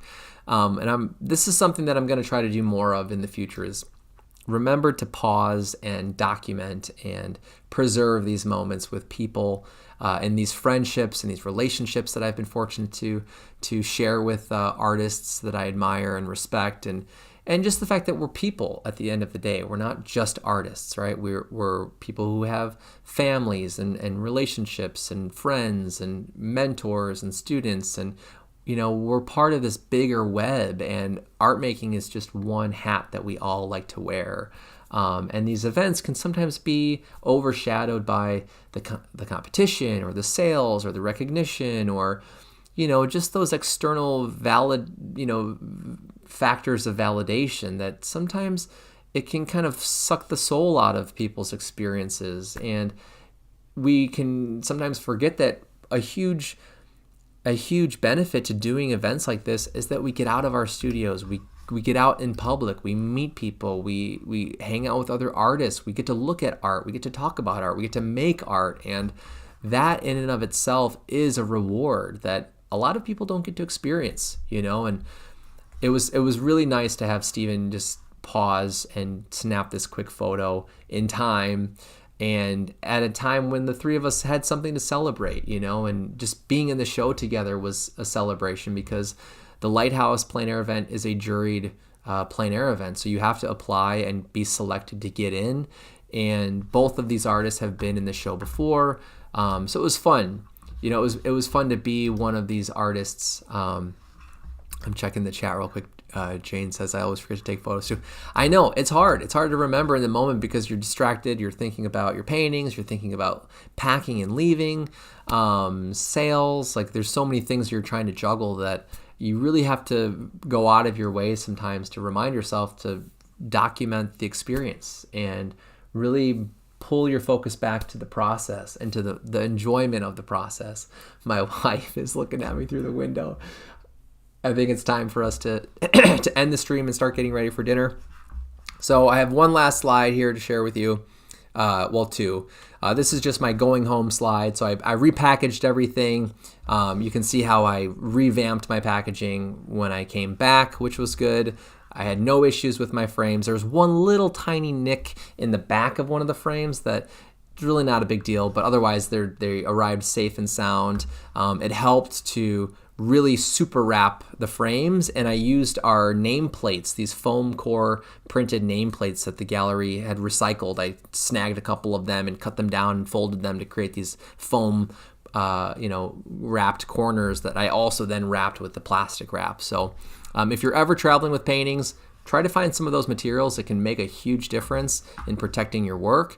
It's always ironic to go from putting your painting on a wall with a big price tag and then just, manhandling it into your car or throwing it in a suitcase and letting whatever's going to happen to it. It just, to me, that doesn't make sense, right? It's like we have to take care of these objects, especially if they're a commodity that have value. We have to treat it as such, right? So that's something I'm trying to really take more seriously too. And then this is just a picture from the last little bit of my flight, which I left Fort Lauderdale on a flight to Dallas-Fort Worth. My flight from Florida was at 5 a.m. So coming home was a bit of a journey and an experience that was just, the closest thing I can refer it to is that I was a zombie all day on Sunday and then even into Monday. And it's taken a while to get my sleep schedule back because I pulled an all-nighter and then tried sleeping on the plane, which didn't really work from either flight from Florida and then Texas. But this is when we were almost back to Milwaukee. You can see Lake Michigan and some of the lakes in northern Illinois and southeastern Wisconsin. And now I am at the last slide of the presentation. I wonder if there's a way to, let's see, how do I have to move my screen here. I just have to slide things up so we can actually read it. So I just wanted to take one extra slide that just is a thank you to everyone that helped make this such a memorable experience. So that includes the Art Center staff and volunteers at Lighthouse Art Center in Tequesta, Florida. Thank you all so much for organizing and putting on a very well-run and fun event. One of my favorite aspects about this event is that they gave us a lot of time to just go and paint on our own schedules. So huge thank you to everyone that had a part in that. The 5 jurors whose names I do not know, I wasn't given the names of the jurors that selected me as one of the new artists this year. Thank you so much. My host, Christine Templeton, who volunteered her space and some of her time during the week last week. It was a lot of fun to get to know Christine and talk about art and painting and living in Florida and, just sharing a big part of the experience with her was a lot of fun. I'd like to thank again the awards judge, Michelle Usabelli, who selected my painting. Thank you so much for making this trip a success, both financially but also professionally. Everything I said earlier, I just would repeat here in the video, so I'm just going to skip that. The other artists in the show, I believe there were 31 of us total in the show that were that were selected or invited back for the Lighthouse Art Center. So I just want to thank all of them for also, working really hard, putting together a really strong exhibition. That's a huge part of what we do as well, right? We're not just there to paint for ourselves. We're painting for viewers and each other and the public and hopefully for history, right? So I just want to thank all of them for all of their hard work and dedication to their practice as well. It definitely raises the standard and motivates me as an artist to work as hard as I can and make the best work I can and take everything and every opportunity as seriously as possible. So huge thank you to all of the artists. If you're watching this video and you want to know who else was there, I believe the list should be up on the Lighthouse Art Center's website, at least for maybe the next year. So definitely go check that out sooner than later if you're interested. the collectors who purchased my paintings during the show. I did sell 2 of the paintings, and then I gifted 1 away. So, thank you to the few collectors that I did have at the exhibition. It means a lot to see my paintings go and live their lives in their new homes. So, if you're watching this and you would like to add yourself to that list of collectors for these paintings, depending on when you're watching this recording, head over to my website and check out my shop, and you'll find all of the information and some other imagery and documentation of the paintings there. If you have any questions that you can't find answers to, feel free to email me through my website on the contact page, or just leave a comment here in the video and I should be able to find it and answer some questions. But again, huge thank you to people that do collect my work, whether it's for these paintings or in general. This is my profession. This is how I'm able to scrape by year after year, is, a combination of sales and awards and teaching and commissions, and so many of those streams of income come from everyday people who support my work and enjoy my work and want to give it a place and a space to exist. So thank you so much to all of the collectors out there. And then lastly, I just want to thank my friends and my family who support not only my work, but support me and encourage me and have stood by me for the last 12 years as I've been trying to find my way as an artist and as a painter. And I'm also making an effort to thank people that have been here for the long haul and continue to support me and be on my team year after year. So I just wanted to mention that makes a huge difference. And I'm very excited and honored and happy to get to do this and to be able to share it with you and to have, platforms like YouTube even that allow me to talk about the experiences and share the experiences for people who are interested. And in closing, I will just say thank you to everyone who watched this all the way through, or watched the majority of the recording or the stream. Keep an eye out on my channel if you want to learn more about my work. I'll be returning to the portfolio portion of my website, and I'll continue narrating some of those portfolios in the near future. So anyway, feel free to follow me online through my website or on Instagram at Hector Acuna Studio. I also have a plein air Instagram profile portfolio. It's my full name again, Hector Acuna, and then plein air. So you should be able to find the other one if you find one. And then the last thing I forgot to mention was the car. So I did find a similar car of what I had painted in that one painting, the skewed perspective painting. So I want to say it's a 1948 Plymouth Special Deluxe sedan.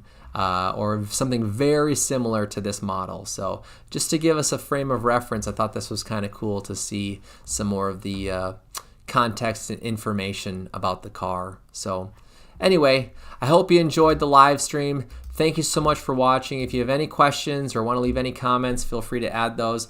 Again, my name is Hector Acuna. My website is acunaarts.com. Thanks for watching. Have a wonderful day and take care. This is the end, finally. So 3 hours and 15